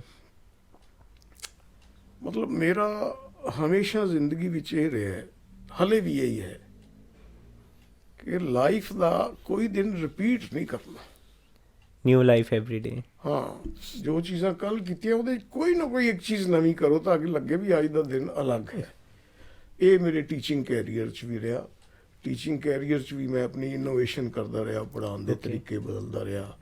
ਮੈਂ ਕਾਫੀ ਕੰਟਰੀਬਿਊਟ ਕੀਤਾ ਡਿਊਰਿੰਗ ਮਾਈ ਟੀਚਿੰਗ ਕੈਰੀਅਰ। ਮੈਂ ਪੰਜਾਬ ਯੂਨੀਵਰਸਿਟੀ ਦੀ ਵੇਰੀਅਸ ਬੋਡੀਜ਼ ਵਿੱਚ ਬਹੁਤ ਮੈਂਬਰ ਰਿਹਾ। ਜੀ undergraduate board of chemistry ਦਾ ਮੈਂ ਮੈਂਬਰ ਰਿਹਾ 5 ਟਰਮਸ। ਓਕੇ ਸਾਇੰਸ ਫੈਕਲਟੀ ਦਾ ਮੈਂਬਰ ਰਿਹਾ। ਮੈਂ ਇੰਟਰਨੈਸ਼ਨਲ ਕਾਨਫਰੰਸਿਸ ਅਟੈਂਡ ਕਰਦਾ ਰਿਹਾ ਆਪਣੇ ਆਪ ਨੂੰ ਅਪਡੇਟ ਕਰਨ ਵਾਸਤੇ। 2 ਕਾਨਫਰੰਸਿਸ ਇੰਟਰਨੈਸ਼ਨਲ ਹੋਈਆਂ, ਉੱਥੇ ਮੈਂ ਪੇਪਰ ਵੀ ਪ੍ਰੈਜ਼ੈਂਟ ਕੀਤੇ। ਓ ਓਕੇ ਔਰ ਮੈਂ ਬੜਾ ਇੰਸਪਾਇਰ ਹੋਇਆ ਇੱਕ ਕਾਨਫਰੰਸ ਤੇ। ਮਿਸਟਰ ਮਨੋਹਰ ਪਾਰੇਕਰ ਗੋਆ ਦੇ ਚੀਫ ਗੋਆ ਮਿਨਿਸਟਰ ਸੀ। ਹਾਂਜੀ ਬਾਅਦ ਵਿੱਚ ਉਹ ਆਪਣੇ ਸੈਂਟਰਲ ਮਿਨਿਸਟਰ ਵੀ ਡਿਫੈਂਸ ਦੇ ਬਣੇ। ਜੀ ਜੀ ਉਸ ਵੇਲੇ ਉਹ ਗੋਆ ਦਾ ਮਿਨਿਸਟਰ ਸੀ। ਕਾਨਫਰੰਸ ਗੋਆ ਵਿੱਚ ਹੋ ਰਹੀ ਸੀ, ਮੈਰੀਅਟ ਗੋਆ 5 ਸਟਾਰ ਵਿੱਚ ਕਾਨਫਰੰਸ ਹੋ ਰਹੀ ਸੀ। ਇੱਕ ਪਹਿਲਾ ਤਜਰਬਾ ਸੀ ਮੇਰਾ 5 ਸਟਾਰ ਵਿੱਚ ਠਹਿਰਨ ਦਾ ਔਰ ਕਾਨਫਰੰਸ ਅਟੈਂਡ ਕਰਨ ਦਾ, ਇਹ ਮਜ਼ਾ ਆਇਆ। ਦੂਜਾ ਮਜ਼ਾ ਆਇਆ ਪਾਰੀਕਰ ਨੂੰ ਮਿਲ ਕੇ। ਮੈਂ ਹੈਰਾਨ ਹੋ ਗਿਆ ਕਿ ਇੰਡੀਆ ਦੇ ਪੋਲਿਟਿਕਸ ਵਿੱਚ ਕੋਈ IIT ਦਾ ਗ੍ਰੈਜੂਏਟ ਆ ਕੇ ਕਾਮਯਾਬ ਹੋ ਸਕਦਾ ਹੈ ਔਰ ਚੀਫ ਮਿਨਿਸਟਰ ਬਣ ਸਕਦਾ ਹੈ ਯਾਰ। ਤਾਂ ਉਹ ਬੜਾ ਮਜ਼ਾ ਆਇਆ। ਉਹਨੇ ਸਾਡੀ ਕਾਨਫਰੰਸ ਇਨੈਗੂਰੇਟ ਕੀਤੀ। ਫਿਰ ਉਹਨੇ ਕਿਹਾ ਕਿ ਜਿਹੜੇ 30-40 ਬੰਦਿਆਂ ਨੇ ਪੇਪਰ ਪ੍ਰੈਜ਼ੈਂਟ ਕਰਦੇ ਆ ਉਹਨਾਂ ਨੂੰ ਮੇਰੇ ਨਾਲ ਚਾਹ ਤੇ ਭੇਜੋ। ਓਕੇ ਉਹਦੀ ਰੈਜ਼ੀਡੈਂਸ ਤੇ ਮੈਂ ਵੀ, ਕਿਉਂਕਿ ਪੇਪਰ ਪ੍ਰੈਜ਼ੈਂਟ, ਅਸੀਂ ਚਾਹ ਪੀਤੀ, ਉਹਦੇ ਨਾਲ ਹੱਥ ਮਿਲਾਇਆ। ਸੋ ਵੰਡਰਫੁਲ ਮੀਟਿੰਗ। ਮਤਲਬ ਮੈਂ ਅੱਜ ਤੱਕ ਹਿੰਦੁਸਤਾਨ ਜਿਤਨੀ ਮੇਰੀ ਲਾਈਫ ਹੋ ਗਈ, 77 ਸਾਲ ਦਾ ਮੈਂ ਹੋ ਗਿਆ, ਮੈਂ ਸ਼ੁਰੂ ਤੋਂ ਨਹਿਰੂ ਤੋਂ ਦੇਖਦਾ ਆਇਆ। ਨਹਿਰੂ ਦੇ ਜ਼ਮਾਨੇ ਤੋਂ ਬੜੇ ਪੋਲੀਟੀਸ਼ੀਅਨ ਦੇਖੇ, ਸਟੇਟਸਮੈਨ ਦੇਖੇ, ਪਰ ਉਹ ਜਿਹਾ ਵਧੀਆ ਪੋਲੀਟੀਸ਼ੀਅਨ ਨਹੀਂ ਮੈਂ ਦੇਖਿਆ। ਔਰ ਮੈਨੂੰ ਅਫਸੋਸ ਹੈ ਕਿ ਯਾਰ ਉਹ ਬੰਦਾ ਚਲਾ ਗਿਆ। ਅਤੇ ਉਹ ਮਜ਼ੇਦਾਰ ਰਿਹਾ। ਮਤਲਬ ਇਸ ਤਰ੍ਹਾਂ ਮੈਂ ਇੰਟਰਨੈਸ਼ਨਲ ਕਾਨਫਰੰਸਾਂ ਵਿੱਚ ਵੀ ਪੇਪਰ ਪ੍ਰੈਜ਼ੈਂਟ ਕਰਦਾ ਰਿਹਾ। ਅਤੇ ਇਹ ਮੇਰੀ ਟੀਚਿੰਗ ਕੈਰੀਅਰ ਦੀ ਜਰਨੀ ਰਹੀ। ਓਕੇ ਲੇਕਿਨ ਜਦੋਂ ਮੈਂ ਰਿਟਾਇਰ ਹੋਇਆ ਤੇ ਮੈਂ ਸੋਚਿਆ ਵੀ ਹੁਣ ਇਹ 60 ਸਾਲ 'ਚ ਰਿਟਾਇਰ ਕਰਤਾ ਔਰ 60 ਸਾਲ 'ਚ ਚੰਗਾ ਭਲਾ ਜਵਾਨ ਲੱਗਦਾ ਸੀ। ਮੈਂ ਕਿਹਾ ਯਾਰ ਇਹਨਾਂ ਨੇ ਕੀ ਮਜ਼ਾਕ ਕਰਤਾ ਹੈ, I can do more things. ਤੇ ਫਿਰ ਮੈਂ ਸੋਚਿਆ ਵੀ ਹੁਣ ਨਾ ਕੁਝ ਸਮਾਜ ਵਾਸਤੇ ਕਰੀਏ। ਤਾਂ ਇੱਕ ਮੌਕਾ ਵੀ ਬਣ ਗਿਆ। ਬੱਬਰੂ ਵਹੀਨ ਹੈ, ਤੁਸੀਂ ਜਾਣਦੇ ਹੋ, ਉਹ ਉੱਥੇ ਚੇਅਰਮੈਨ ਬਣਿਆ ਓਕੇ ਐਡਵਰਡਗੰਜ ਕਮੇਟੀ ਦਾ। ਉਹ ਮੇਰਾ ਸਟੂਡੈਂਟ ਰਿਹਾ। ਉਹਦੀ ਭੈਣਾਂ ਵੀ ਮੇਰੀਆਂ ਸਟੂਡੈਂਟ ਰਹੀਆਂ, ਪਰਿਵਾਰ ਨਾਲ ਵੀ ਨਾਤਾ ਰਿਹਾ। ਉਹ ਮੇਰੀ ਬੜੀ ਕਦਰ ਕਰਦਾ ਸੀ। ਜਿਸ ਦਿਨ ਉਹਨੇ ਐਡਵਰਡਗੰਜ ਦੇ ਚੇਅਰਮੈਨ ਦਾ ਆਫਿਸ ਸੰਭਾਲਣਾ ਸੀ, ਉਸ ਦਿਨ ਉਹਦਾ ਫੋਨ ਆਇਆ ਕਿ ਸਰ ਤੁਸੀਂ ਸ਼ਾਮ ਨੂੰ ਮੇਰੇ ਆਫਿਸ ਆਉਣਾ ਹੈ। ਇਹ ਕਿ ਕਿਉਂ ਬਈ? ਕਹਿੰਦਾ ਮੈਨੂੰ ਕੁਰਸੀ 'ਤੇ ਬਿਠਾਓ, ਮੈਂ ਤੁਹਾਡਾ ਅਜ਼ੀਜ਼ ਹਾਂ। ਮੈਂ ਗਿਆ ਤੇ ਸਾਰੇ ਐਡਵਰਟਾਈਜ਼ਿੰਗ ਕਮੇਟੀ ਦੇ ਮੈਂਬਰ ਬੈਠੇ ਹੈ ਤੇ ਉਹ ਪਾਸੇ ਬੈਠਾ ਹੈ ਤੇ ਮੈਨੂੰ ਕਹਿੰਦਾ ਚੇਅਰਮੈਨ ਦੀ। ਮੈਂ ਕਹਿੰਦਾ ਦਿਸ ਇਜ਼ ਯੋਰ ਚੇਅਰ। ਮੈਂ ਉਹਨੂੰ ਉੱਥੇ ਬਿਠਾਇਆ, ਬੈਠ ਗਿਆ ਤੇ ਮੀਟਿੰਗ ਵਿੱਚ ਐਡਰੈਸ ਕਰਦਾ ਹੈ ਉਹ ਸਾਰੇ ਮੈਂਬਰਸ ਨੂੰ। ਕਹਿੰਦਾ ਇਹ ਸਰ ਨੇ, ਮੈਂ ਅੱਜ ਜੋ ਕੁਛ ਹੈ ਇਹਨਾਂ ਦੀ ਬਦੌਲਤ ਆ। ਉਹ ਇਤਨਾ ਮਾਣ ਉਸਨੇ ਦਿੱਤਾ, ਮੈਨੂੰ ਬੜਾ ਮਜ਼ਾ ਆਇਆ। ਨਾਲ ਹੀ ਉਹਨੇ ਇੱਕ ਜ਼ਿੰਮੇਵਾਰੀ ਦਿੱਤੀ। ਉਹਨੇ ਕਿਹਾ ਅਸੀਂ ਐਡਵਰਟਾਈਜ਼ਿੰਗ ਕਮੇਟੀ ਦਾ ਇੱਕ ਵਿਜ਼ਨ ਹੈ ਕਿ ਮਲੋਟ ਵਿੱਚ ਐਜੂਕੇਸ਼ਨ ਦਾ ਸੁਧਾਰ ਕਰੀਏ। ਓਕੇ ਕਿਉਂਕਿ ਉਸ ਜ਼ਮਾਨੇ ਵਿੱਚ ਈਵਨ PMT PET ਦੀ ਕੋਚਿੰਗ ਵਾਸਤੇ ਬੱਚੇ ਬਠਿੰਡਾ ਜਾਂ ਹਾਂਜੀ। ਚੰਡੀਗੜ੍ਹ ਜਾਂ ਕੋਟਾ ਜਾਂਦੇ ਸੀ। ਕਹਿੰਦੇ ਮਲੋਟ ਆਪਣਾ ਬੈਕਵਰਡ ਹੈ, ਇੱਕ ਅੰਗਰੇਜ਼ੀ ਵੀ ਕਮਜ਼ੋਰ ਹੈ ਅਤੇ ਕੁਛ ਹੋਰ ਤੁਹਾਨੂੰ ਲੱਗਦਾ ਹੈ ਵੀ ਇੱਥੇ ਕੁਛ ਕਰਨ ਦੀ ਲੋੜ ਹੈ ਤਾਂ ਉਹ ਤੁਸੀਂ ਦੱਸੋ। ਮੈਂ ਇੱਕ ਕੰਸਲਟੇਟਿਵ ਕਮੇਟੀ ਔਨ ਐਜੂਕੇਸ਼ਨ ਬਣਾ ਰਿਹਾ, ਜਿਹਨੂੰ ਅਸੀਂ ਐਡਵਰਡਗੰਜ ਵਾਲੇ ਕੰਸਲਟ ਕਰਿਆ ਕਰਾਂਗੇ, ਤੁਸੀਂ ਉਹਦਾ ਚੇਅਰਮੈਨ ਬਣ। ਓਕੇ ਆਫ ਕੋਰਸ ਅੰਗਰੇਜ਼ੀ ਤਾਂ ਆਪਣਾ ਹਾਲੇ ਵੀ ਬੱਚਿਆਂ ਦਾ ਹੱਥ ਕਮਜ਼ੋਰ ਹੈ, ਵੀਕ ਹੈ। ਇਹ ਪਹਿਲਾ ਕੰਮ ਸੀ। ਦੂਜਾ ਸੀ ਬੱਚਿਆਂ ਨੂੰ ਜਿਹੜੇ ਬਾਹਰ ਐਲੀਟ ਕੰਪੀਟੀਟਿਵ ਕੋਚਿੰਗ ਸੈਂਟਰ 'ਚ ਨਹੀਂ ਜਾ ਸਕਦੇ ਹੁਣ, ਤਾਂ ਕਈ ਗੱਲਾਂ ਦਿਮਾਗ ਸੀ। ਔਰ ਅੰਗਰੇਜ਼ੀ ਵਾਲੀ ਗੱਲ ਤੁਹਾਨੂੰ ਮੈਂ ਸੁਣਾਉਂਦਾ, ਬੜੀ ਮਜ਼ੇਦਾਰ ਗੱਲ ਹੈ। Going back to the first day in Malout when I started my teaching career. Right ਤੇ ਮੈਂ ਕਲਾਸ ਲਈ, ਪਹਿਲੀ ਕਲਾਸ ਲਈ ਪ੍ਰੋਫੈਸਰ ਮੋਹਨ ਸਿੰਘ ਸੰਧੂ ਹੁੰਦੇ ਸੀ। ਖੋਸਲਾ ਸਾਹਿਬ ਦਾ ਨਾਮ ਸੁਣਿਆ ਹੋਣਾ। ਹਾਂਜੀ ਉਸ ਤੋਂ ਪਹਿਲਾਂ ਉਹ English, is the Okay. Founder head of the English department. Okay ਉਹ ਇੱਥੇ ਆਪਣੇ ਨੇੜੇ ਪਿੰਡ ਹੈ ਰਾਮਨਗਰ, ਹਾਂਜੀ ਹਾਂਜੀ I ਉੱਥੇ know, I ਦਾ know. ਵਸਨੀਕ ਸੀ। ਬੜਾ ਉੱਚਾ ਲੰਬਾ ਚੌੜਾ ਜੱਟ ਸੀ, ਮੋਨਾ ਸੀ ਵੈਸੇ, ਕੱਟ ਸਰਡ ਸੀ। ਮੈਂ ਪੜ੍ਹਾਉਂਦਾ ਰਿਹਾ ਤੇ ਉਹ ਬਾਹਰ ਖੜਾ ਹੋਇਆ ਸੁਣਦਾ ਰਿਹਾ।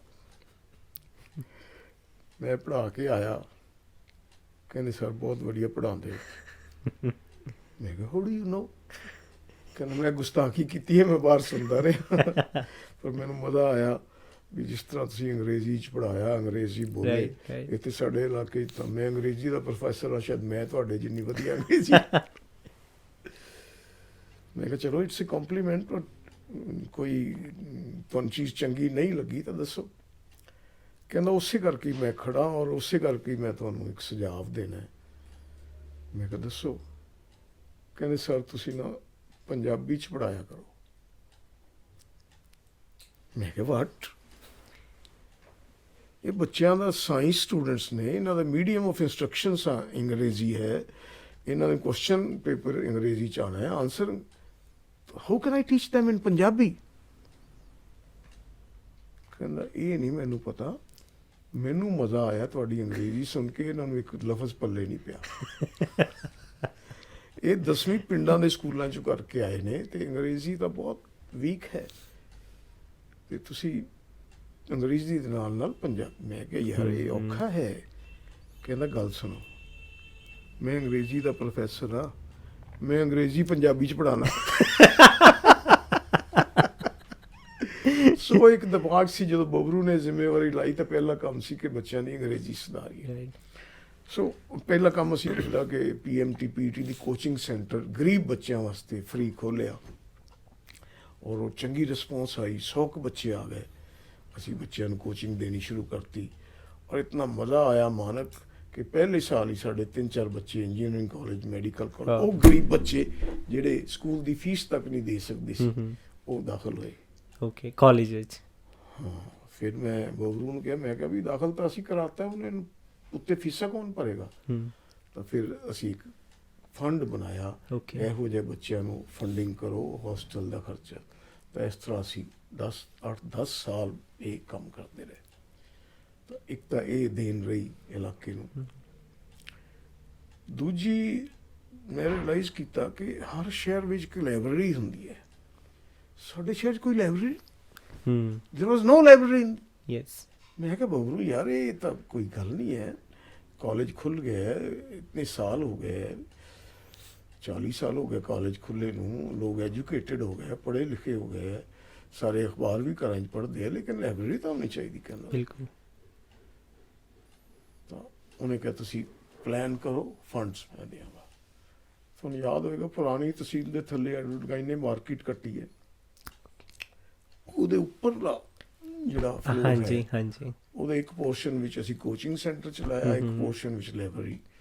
ਔਰ ਸੇਠ ਠਾਕਰ ਦਾ ਸੂਜਾ ਜੋ ਐਡਵਰਟਾਈਜ਼ ਦੇ ਫਾਊਂਡਰ ਸੀ ਜੀ, ਉਹਨਾਂ ਦੀ ਯਾਦ ਵਿੱਚ ਸੇਠ ਠਾਕਰ ਦਾ ਸੂਜਾ ਮੈਮੋਰੀਅਲ ਲਾਇਬ੍ਰੇਰੀ ਅਸੀਂ। ਓਕੇ।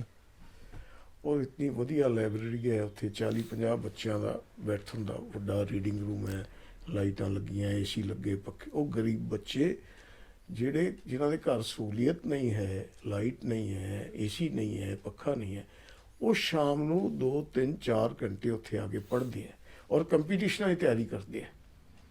ਬੈਂਕ ਜੋਬ ਵਾਸਤੇ ਕੰਪੀਟੀਸ਼ਨ, PCS ਵਾਸਤੇ ਕੰਪੀਟੀਸ਼ਨ, IAS ਵਾਸਤੇ ਕੰਪੀਟੀਸ਼ਨ, ਟੈਟ ਵਗੈਰਾ। ਤੂੰ ਹੈਰਾਨ ਹੋਏਗਾ, ਉੱਥੇ ਰੀਡਿੰਗ ਰੂਮ 'ਚ ਪੜ੍ਹਦੇ ਪੜ੍ਹਦੇ 5 ਬੱਚੇ ਸਾਡੇ PCS ਕੁਆਲੀਫਾਈ ਕਰ ਗਏ। ਓਕੇ। ਤਾਂ ਇੱਕ ਨਜ਼ਾਰਾ ਦੇਖਣ ਵਾਲਾ ਹੈ। ਔਰ ਲਾਇਬ੍ਰੇਰੀ ਇਤਨੀ ਸ਼ਾਨਦਾਰ ਹੈ, ਮੇਰੇ ਖਿਆਲ 100 ਅਲਮਾਰੀਆਂ ਅਸੀਂ ਉੱਥੇ ਰੱਖੀਆਂ ਡਿਫਰੈਂਟ ਕਿਤਾਬਾਂ ਦੀਆਂ। ਤਾਂ ਉਹ ਮੈਂ ਸਮਝਦਾ ਵੀ ਇੱਕ ਸੁਸਾਇਟੀ ਨੂੰ ਸਾਡੀ ਦੇਣ ਹੈ। ਫਿਰ ਇੰਗਲਿਸ਼ ਸੁਧਾਰਨ ਵਾਸਤੇ ਅਸੀਂ ਕੰਮ ਕੀਤਾ। ਫਿਰ ਇੱਕ ਅੱਜ ਕੱਲ੍ਹ ਕਿਤਾਬਾਂ ਬੜੀਆਂ ਮਹਿੰਗੀਆਂ ਨੇ, ਬਿਲਕੁਲ 1000 ਰੁਪਏ ਦੀ ਇੱਕ ਕਿਤਾਬ ਆਉਂਦੀ ਹੈ। ਹਾਂਜੀ। ਤਾਂ ਅਸੀਂ ਸ਼ਹੀਦ ਭਗਤ ਸਿੰਘ ਬੁੱਕ ਬੈਂਕ ਖੋਲ੍ਹਿਆ, ਜਿਹਦੇ ਵਿੱਚ ਅਸੀਂ ਕਿਤਾਬਾਂ ਸਰਕੂਲੇਟ ਕਰਦੇ ਹਾਂ, ਨਵੀਆਂ ਵੀ ਦਿੰਦੇ ਹਾਂ ਬੱਚਿਆਂ ਨੂੰ। ਤਾਂ ਇਹ ਕੁਝ ਕੰਮ ਨੇ ਕੀਤੇ ਅਸੀਂ। ਸਰ, ਮਾਨਵ ਕਲਿਆਣ ਸਕੂਲ ਬਾਰੇ ਪਲੀਜ਼ ਥੋੜਾ ਦੱਸ ਸਕੋਗੇ? I was coming to that। ਮਾਨਕ ਤੂੰ ਦੇਖਿਆ ਹੋਣਾ, ਆਪਣਾ ਬਿਜਲੀ ਬੋਰਡ ਦਾ ਦਫ਼ਤਰ ਹੈ ਮਲੋਟ, ਹਾਂਜੀ। ਉਹਦੇ ਸਾਹਮਣੇ ਇੱਕ ਬੜਾ ਵੱਡਾ ਢੇਰ ਕੂੜੇ ਦਾ ਲੱਗਿਆ ਹੁੰਦਾ ਹੈ। ਹਾਂਜੀ ਮੈਂ ਇੱਕ ਵਾਰੀ ਉੱਥੋਂ ਗੁਜ਼ਰ ਰਿਹਾ ਸੀ ਤੇ ਮੈਂ ਦੇਖਿਆ ਵੀ ਉੱਥੋਂ ਜਾਨਵਰ ਵੀ, ਪਸ਼ੂ ਵੀ ਉਹਦੇ ਵਿੱਚੋਂ ਆਪਣਾ ਕੁਝ ਖਾਣ ਦਾ ਸਮਾਨ ਲੱਭ ਰਹੇ। ਹਮ, ਤੇ ਰੈਗ ਪਿੱਕਰ ਜਿਨ੍ਹਾਂ ਨੂੰ ਆਪਾਂ ਕਹਿੰਦੇ ਆ, ਗਾਰਬੇਜ ਪਿੱਕਰ, ਇਹ ਵੀ ਝੋਲਾ ਜਿਹਾ ਆਪਣਾ ਟੰਗਿਆ ਤੇ ਉੱਥੋਂ ਪੋਲੀਥਿਨ ਤੇ ਉਹ ਕੱਢੀ ਜਾਣ। ਮੈਨੂੰ ਬੜੀ ਸ਼ਰਮ ਆਈ, ਬੜਾ ਦੁੱਖ, ਕਸ਼ਟ ਹੋਇਆ, ਕਲੇਸ਼ ਹੋਇਆ ਮਨ ਨੂੰ ਕਿ ਯਾਰ ਇੱਥੇ ਜਾਨਵਰ ਵੀ ਆਪਣੇ ਵਾਸਤੇ ਲੱਭ ਰਹੇ ਤੇ ਇਨਸਾਨ ਵੀ ਉਸੇ ਢੇਰ 'ਚੋਂ ਆਪਣੇ ਵਾਸਤੇ ਲੱਭ ਰਹੇ। ਤਾਂ ਉਸ ਦਿਨ ਮਨ 'ਚ ਆਇਆ ਕਿ ਇਹਨਾਂ ਵਾਸਤੇ ਕੁਝ ਕੀਤਾ ਜਾਏ। ਤਾਂ ਫਿਰ ਮੈਂ ਸੋਚਦਾ ਰਿਹਾ ਵੀ ਕੀ ਕਰ ਸਕਦੇ ਹਾਂ। ਤੇ ਮੈਂ ਕਿਹਾ ਵੀ ਇਹ ਲੈਕ ਆਫ ਐਜੂਕੇਸ਼ਨ ਹੈ। ਜੇ ਇਹਨਾਂ ਨੂੰ ਕਿਸੇ ਤਰ੍ਹਾਂ ਪੜ੍ਹਨਾ ਲਿਖਣਾ ਸਿਖਾ ਦਈਏ, ਐਜੂਕੇਸ਼ਨ ਦੇ ਦਈਏ ਤਾਂ ਕਿਸੇ ਕਾਬਲ ਬਣ ਜਾਣ ਜੀ ਤੇ ਸ਼ਾਇਦ ਇਹ ਝੋਲਾ ਜੋ ਬਚਪਨ ਤੋਂ ਇਹਨਾਂ ਦੇ ਮੋਢੇ ਤੇ ਟੰਗਿਆ ਜਾਂਦਾ ਹੈ, ਜ਼ਿੰਦਗੀ ਤੱਕ ਉਹ ਨਾ ਰਹੇ ਔਰ ਕੁਛ ਕਰਨ ਜੋਗੇ ਹੋ ਜਾਣ। ਬਸਤਾ ਬਣ ਜਾਏਗਾ, ਉਹ ਜੋ ਝੋਲੇ ਨਾ ਉਹ ਬਸਤਾ ਬਣ ਬਸਤਾ ਜਾਏਗਾ। ਬਣ ਜਾਏਗਾ। Exactly, you have used the right term. ਉਦੋਂ ਰਾਜ ਰੱਸੇ ਵੱਟ ਸੀ ਚੇਅਰਮੈਨ ਐਡਵਰਟਾਈਜ਼ ਹਾਂਜੀ। ਦਾ। ਉਹ ਮੇਰਾ ਅਜ਼ੀਜ਼ ਹੈ, ਮੇਰਾ ਸਟੂਡੈਂਟ ਹੈ। ਮੈਂ ਉਹਨੂੰ ਬੁਲਾਇਆ, ਮੈਂ ਕਿਹਾ ਯਾਰ ਇਸ ਤਰ੍ਹਾਂ ਬੜਾ ਦੁੱਖ ਹੋਇਆ ਹੈ। ਕਹਿੰਦਾ ਮੱਕੜ ਸਾਹਿਬ ਮੈਂ ਕੀ ਕਰ ਸਕਦਾ ਦੱਸੋ। ਮੈਂ ਕਿਹਾ ਯਾਰ ਮੈਂ ਇੱਕ ਸਕੂਲ ਖੋਲ੍ਹਣਾ ਚਾਹੁੰਦਾ ਇਹਨਾਂ ਬੱਚਿਆਂ ਵਾਸਤੇ, ਜਿੱਥੇ ਇਹਨਾਂ ਨੂੰ ਅਸੀਂ ਸ਼ਾਮ ਨੂੰ ਪੜ੍ਹਾ ਸਕੀਏ। ਕਹਿੰਦਾ ਯੂ ਗੋ ਹੈਡ, ਫਾਈਨੈਂਸਿਸ ਦੀ ਚਿੰਤਾ ਨਾ ਕਰੋ, ਤੁਸੀਂ ਪਲਾਨ ਬਣਾਓ। ਫਿਰ ਇੱਕ ਸੁਦਰਸ਼ਨ ਜੱਗਾ ਹੈ ਮੇਰਾ ਅਜ਼ੀਜ਼, ਮੈਂ ਉਹਨੂੰ ਬੁਲਾਇਆ, ਮੈਂ ਕਿਹਾ ਯਾਰ ਇਸ ਤਰ੍ਹਾਂ ਸਕੂਲ ਖੋਲ੍ਹਣਾ। ਕਹਿੰਦਾ ਗੁਰੂ ਜੀ ਗੱਲ ਹੀ ਕੁਛ ਨਹੀਂ। ਤੇ ਉੱਥੇ ਧੱਕਾ ਬਸਤੀ ਹੈ ਇੱਕ ਕਾਲਜ ਦੇ ਨੇੜੇ, ਹਾਂਜੀ ਹਾਂਜੀ ਤੇ ਇਹਨਾਂ ਦਾ ਰੈਗ ਪਿਕਰਸ ਦੀ ਬਸਤੀ ਉੱਥੇ ਹੈ, ਸਿੰਘੀ ਕਟੀਆ ਕਹਿੰਦੇ ਇਹਨੂੰ, ਸਿੰਘੀ ਕਟੀਆ ਦੀ ਬਸਤੀ ਹੈ ਤੇ ਉੱਥੇ ਇਹਨਾਂ ਦਾ ਮੰਦਿਰ ਹੈ। ਅਸੀਂ ਗਏ ਵੀ ਅਸੀਂ ਸਕੂਲ ਖੋਲ੍ਹਣਾ ਹੈ। ਪਹਿਲਾਂ ਤਾਂ ਉਹ ਬੜੇ ਸਟਰੋਂਗਲੀ ਕੀ ਸਕੂਲ ਹੈ, ਕੀ ਕਰਨਾ ਹੈ। ਅਸੀਂ ਕਿਹਾ ਵੀ ਅਸੀਂ ਪਹਿਲੇ ਦਿਨ ਹੀ ਅਸੀਂ ਕੋਈ ਮਠਾਈ, ਕੁਝ ਬਿਸਕੁਟ, ਕੋਈ ਫਰੂਟ ਲੈ ਕੇ ਵੰਡੇ ਥੋੜ੍ਹੇ ਜਿਹੇ ਖੁਸ਼ ਹੋ ਗਏ, ਯਾਰ ਇਹ ਬਹੁਤ ਖਿਆਲ ਪਵਾ। ਤਾਂ ਰੋਜ਼ ਇਸ ਤਰ੍ਹਾਂ ਹੀ ਅਸੀਂ ਜਾ ਕੇ, ਹਫ਼ਤੇ ਬਾਅਦ ਉਹਨਾਂ ਨੂੰ ਲੱਗਿਆ ਵੀ ਵੀ ਮੀਨ ਸਮ ਬਿਜ਼ਨਸ। ਰਾਈਟ ਉਹ ਮੰਨ ਗਏ ਵੀ ਇਹ ਧਰਮਸ਼ਾਲਾ 'ਚ ਤੁਸੀਂ ਸ਼ਾਮ ਨੂੰ 2 ਘੰਟੇ ਬੱਚਿਆਂ ਨੂੰ ਪੜ੍ਹਾ ਸਕਦੇ ਹੋ। ਠੀਕ ਹੈ। ਉਹ ਫਿਰ ਅਸੀਂ ਉੱਥੇ 2-3 ਟੀਚਰ ਐਮਪਲੋਏ ਕਰ ਲਏ। ਜੋ ਚੀਜ਼ ਸਕੂਲ ਵਾਸਤੇ ਚਾਹੀਦਾ ਸੀ, ਬਲੈਕ ਬੋਰਡ, ਕੁਰਸੀਆਂ, ਤਾਂ ਇਸ ਤਰ੍ਹਾਂ ਅਸੀਂ ਸ਼ੁਰੂ ਕੀਤਾ। ਪਹਿਲੇ ਦਿਨ 30-40 ਬੱਚੇ ਆਏ, 50-60-70 ਬੱਚੇ ਹੋ ਗਏ। ਉਹ ਬੱਚਿਆਂ ਨੂੰ ਵੀ ਮਜ਼ਾ ਆਉਣ ਲੱਗ ਗਿਆ। ਲੇਕਿਨ ਅਸੀਂ ਇਹ ਟ੍ਰੈਡੀਸ਼ਨ ਰੱਖੀ ਵੀ ਹਫ਼ਤੇ 'ਚ 1-2 ਵਾਰੀ ਇਹਨਾਂ ਨੂੰ ਕੁਝ ਖਾਣ ਪੀਣ ਦਾ ਵੀ ਦਿੰਦੇ ਰਹੀਏ ਤਾਂ ਕਿ ਲਾਲਚ ਬਣਿਆ ਰਹੇ। ਅਸੀਂ ਅਪੀਲ ਵੀ ਕੀਤੀ ਲੋਕਾਂ ਨੂੰ ਕਿ ਆਪਣਾ ਬਰਥਡੇ ਬੱਚਿਆਂ ਦਾ ਜਾਂ ਐਨੀਵਰਸਰੀ ਤੁਸੀਂ ਇਹਨਾਂ ਬੱਚਿਆਂ ਨਾਲ ਆ ਕੇ ਮਨਾਓ। ਤਾਂ ਉਹ ਚੱਲ ਰਿਹਾ, ਹੁਣ ਵੀ ਚੱਲ ਰਿਹਾ। ਥੋੜ੍ਹਾ ਜਿਹਾ ਅਸੀਂ ਸ਼ਿਫਟ ਕਰ ਲਿਆ, ਉਹ ਵਾਲਮੀਕੀ ਦੀ ਧਰਮਸ਼ਾਲਾ 'ਚ ਲੈ ਆਏ ਤੇ ਇਸ ਤਰ੍ਹਾਂ ਹੀ ਸ਼ੁਰੂਆਤ ਹੋਈ। ਔਰ ਮੈਨੂੰ ਖੁਸ਼ੀ ਹੋਏਗੀ ਤੇਰੇ ਨਾਲ ਸ਼ੇਅਰ ਕਰਦੇ ਕਿ ਉਹ ਬੱਚੇ ਇਤਨੇ ਕਾਬਲ ਨਿਕਲੇ। 8ਵੀਂ 9ਵੀਂ 'ਚ ਕੁੜੀਆਂ ਹੋ ਗਈਆਂ। ਉਹ ਅਸੀਂ ਸਕੂਲਾਂ 'ਚ, ਗੌਰਮੈਂਟ ਸਕੂਲਾਂ 'ਚ ਦਾਖਲ ਵੀ ਕਰਾਤਾ ਕਿ ਉਹ ਹਰ ਸਾਲ ਆਪਣਾ ਐਨੂਅਲ ਫੰਕਸ਼ਨ ਕਰਦੇ ਸੀ ਤੇ ਖੁਦ ਕੰਡਕਟ ਕਰਦੇ ਸੀ। ਓਕੇ। ਉਹਨਾਂ ਨੇ ਕਲਚਰਲ ਆਈਟਮ ਵੀ ਦੇਣੀਆਂ, ਭੰਗੜੇ ਵੀ ਪਾਣੇ, ਗਿੱਧੇ ਵੀ ਪਾਣੇ। ਤੇ ਸਾਨੂੰ ਮਜ਼ਾ ਆਇਆ ਕਿ ਹੁਣ ਬਹੁਤੇ ਬੱਚੇ ਉਹਨਾਂ ਦੇ ਸਕੂਲਾਂ ਵਿੱਚ ਦਾਖਲ ਨੇ ਔਰ ਪੜ੍ਹਨ ਜਾ ਰਹੇ। ਸਰ ਕੋਵਿਡ ਨੇ ਕਿਸੇ ਤਰ੍ਹਾਂ ਇੰਪੈਕਟ ਕੀਤਾ ਹੈ ਸਕੂਲ ਨੂੰ? ਹਾਂ, ਕੋਵਿਡ ਦੇ ਦੌਰਾਨ ਇਹ ਸਕੂਲ ਬੰਦ ਰਿਹਾ ਤੇ ਸਾਨੂੰ ਇਸ ਗੱਲ ਦਾ ਦੁੱਖ ਵੀ ਸੀ, ਪਰ ਅਸੀਂ ਰਿਸਕ ਨਹੀਂ ਲੈ ਸਕਦੇ ਸੀ। ਬਿਲਕੁਲ। ਕਿਉਂਕਿ ਕਮਰੇ 2 ਛੋਟੇ ਸੀ, ਉਹਦੇ 'ਚ ਬੜੇ ਕੰਜੈਸਟਡ ਜਿਹੇ ਬੈਠਦੇ ਬਿਲਕੁਲ। ਸੀ, ਤਾਂ ਉਹ ਬੰਦ ਰਿਹਾ। ਹੁਣ ਅਸੀਂ ਚਾਲੂ ਕਰਾਂਗੇ ਜਦੋਂ ਸ਼ੁਰੂ ਹੋ ਸਕਿਆ। ਲੇਕਿਨ ਉਹਦਾ ਫਾਇਦਾ ਇਹ ਹੋ ਗਿਆ, ਕਿ ਜਦੋਂ ਅਸੀਂ ਸਕੂਲ ਖੋਲ੍ਹਿਆ ਉਦੋਂ ਅਸੈਂਬਲੀ ਦੇ ਇਲੈਕਸ਼ਨ ਸੀ। ਬਾਦਲ ਸਾਹਿਬ ਦਾ ਜ਼ਮਾਨਾ ਸੀ, ਬਾਦਲ ਸਾਹਿਬ ਇਲੈਕਸ਼ਨ ਲੜਦੇ ਸੀ, ਹਰਪ੍ਰੀਤ ਆਪਣਾ ਐਮਐਲਏ ਹੁੰਦਾ ਜੀ ਸੀ। ਜੀ ਤਾਂ ਬੱਬਰੂ ਨੇ ਉੱਥੋਂ ਤੱਕ ਖਬਰ ਪਹੁੰਚਾਤੀ ਵੀ ਇਸ ਤਰ੍ਹਾਂ ਬਸਤੀ ਵਿੱਚ ਮੱਕੜ ਸਾਹਿਬ ਨੇ ਸਕੂਲ ਖੋਲ੍ਹਿਆ ਤੇ ਉੱਥੇ ਬੜਾ ਕੰਮ ਕਰਨ ਦੀ ਲੋੜ ਹੈ। ਉਹਨਾਂ ਨੇ 10 ਲੱਖ ਰੁਪਈਆ ਦੇ ਦਿੱਤਾ ਉਸ ਸਕੂਲ। ਕਲੋਨੀ ਵਾਸਤੇ। ਤਾਂ ਉੱਥੇ ਵਾਟਰ ਵਰਕਸ ਦੀ ਲਾਈਨ ਪੈ ਗਈ, ਸੀਵਰ ਦੀ ਲਾਈਨ ਪੈ ਗਈ, ਗਲੀ ਪੱਕੀ ਹੋ ਗਈ ਜਿਵੇਂ ਇੰਟਰਲੋਕਿੰਗ ਨਾਲ, ਲਾਈਟਾਂ ਲੱਗ ਗਈਆਂ, ਤਾਂ ਉਸ ਕਲੋਨੀ ਦਾ ਵੀ ਸੁਧਾਰ ਹੋ ਗਿਆ। ਤਾਂ ਇਹ ਸਾਨੂੰ ਮਜ਼ਾ ਆਇਆ। ਸਰ ਮੇਰੇ ਨਾਲ ਲਾਸਟ 1-2 ਕੁਐਸਚਨਸ ਹੈ, ਸਪੈਸ਼ਲੀ ਮੈਂ ਇਸ ਫੇਜ਼ ਦਾ ਪੁੱਛਣਾ ਜੋ ਤੁਹਾਡੀ 70+ ਹੁਣ ਤੁਸੀਂ ਆਲਮੋਸਟ 80 ਔਰ 77 ਹੋ, ਤਾਂ ਮਤਲਬ how do you navigate through your life? ਹੁਣੇ ਵਾਟਸ ਯੋਰ ਅਪਰੋਚ ਟੂਵਰਡਸ ਲਾਈਫ? ਲਾਈਕ ਤੁਸੀਂ ਸੁਬਾਹ ਉੱਠਦੇ ਹੋ, ਕੀ ਸੋਚ ਕੇ ਉੱਠਦੇ ਹੋ ਕਿ ਅੱਜ ਕੀ ਕਰਨਾ ਹੈ? ਐਂਡ ਸੌਣ ਤੋਂ ਪਹਿਲਾਂ just before you hit your head on the pillow, what do you think? What are your thoughts in your head? ਬਹੁਤ ਮਜ਼ੇਦਾਰ ਸਵਾਲ ਹੈ ਔਰ ਮੈਨੂੰ ਮਜ਼ਾ ਆਏਗਾ ਇਸ ਦਾ ਜਵਾਬ ਦੇ ਕੇ। ਜਦੋਂ ਮੈਂ ਇੱਥੇ MSc ਪੜ੍ਹਦਾ ਸੀ ਤਾਂ ਮੈਨੂੰ ਉਦੋਂ ਦਾ ਲਿਖਣ ਦਾ ਸ਼ੌਕ ਹੋ ਗਿਆ। Okay. ਤੇ ਉਦੋਂ ਟ੍ਰਿਬਿਊਨ ਵਿੱਚ ਬਹੁਤ ਘੱਟ ਲੋਕਾਂ ਦੇ ਲੈਟਰ ਟੂ ਦੀ ਐਡੀਟਰ ਛਪਦੇ ਹੁੰਦੇ ਸੀ Okay. ਔਰ ਉਹ ਬੜਾ ਇੱਕ ਪਪੂਲਰ ਕਾਲਮ ਹੁੰਦਾ ਸੀ ਕਿ ਉਹਦੇ 'ਚ ਲੋਕਾਂ ਦੀ ਆਵਾਜ਼। ਤੇ ਮੈਂ ਤੂੰ ਦੇਖ MSc ਵਿੱਚ ਕੰਟਰੀਬਿਊਟ ਕਰਨ ਲੱਗ ਗਿਆ। MSc ਦੇ Tribune। ਦੌਰਾਨ ਮੇਰੇ letter to the editor Tribune ਛਪਣ ਲੱਗ ਗਏ ਔਰ ਉਸ ਨੂੰ ਮੈਂ ਡਿਵੈਲਪ ਕੀਤਾ ਰਾਈਟਿੰਗ ਸਕਿੱਲ ਦੇ Okay। ਤੌਰ ਤੇ। ਬਾਅਦ ਵਿੱਚ ਫਿਰ ਮੇਰੇ ਆਰਟੀਕਲ ਜਰਨਲ ਵਿੱਚ ਅਖਬਾਰਾਂ ਵਿੱਚ ਛਪਣ ਲੱਗ ਗਏ। ਫਿਰ ਜਦੋਂ ਮੈਂ ਰਿਟਾਇਰ ਹੋ ਗਿਆ ਤੇ ਮੈਂ ਕਿਹਾ ਵੀ no I should graduate to writing a book. Upgrade ਹੋਣਾ ਚਾਹੀਏ। ਹਾਂ ਫਿਰ ਮੈਂ ਕਿਤਾਬਾਂ ਲਿਖਣੀਆਂ ਸ਼ੁਰੂ, ਮੇਰੇ 5 ਕਿਤਾਬਾਂ ਲਿਖ ਚੁੱਕਿਆ, 5 ਛਪ ਚੁੱਕੀਆਂ ਨੇ। ਤੇ ਇੱਕ ਤਾਂ ਇਹ ਹੈ ਕਿ ਰਾਈਟਿੰਗ ਮੇਰਾ ਮਜ਼ੇਦਾਰ ਹੌਬੀ ਹੈ। ਮੈਂ ਲਿਖਦਾ ਰੋਜ਼ ਕੋਈ ਨਾ ਕੋਈ ਚੀਜ਼ ਨਵੀਂ ਲਿਖਦਾ।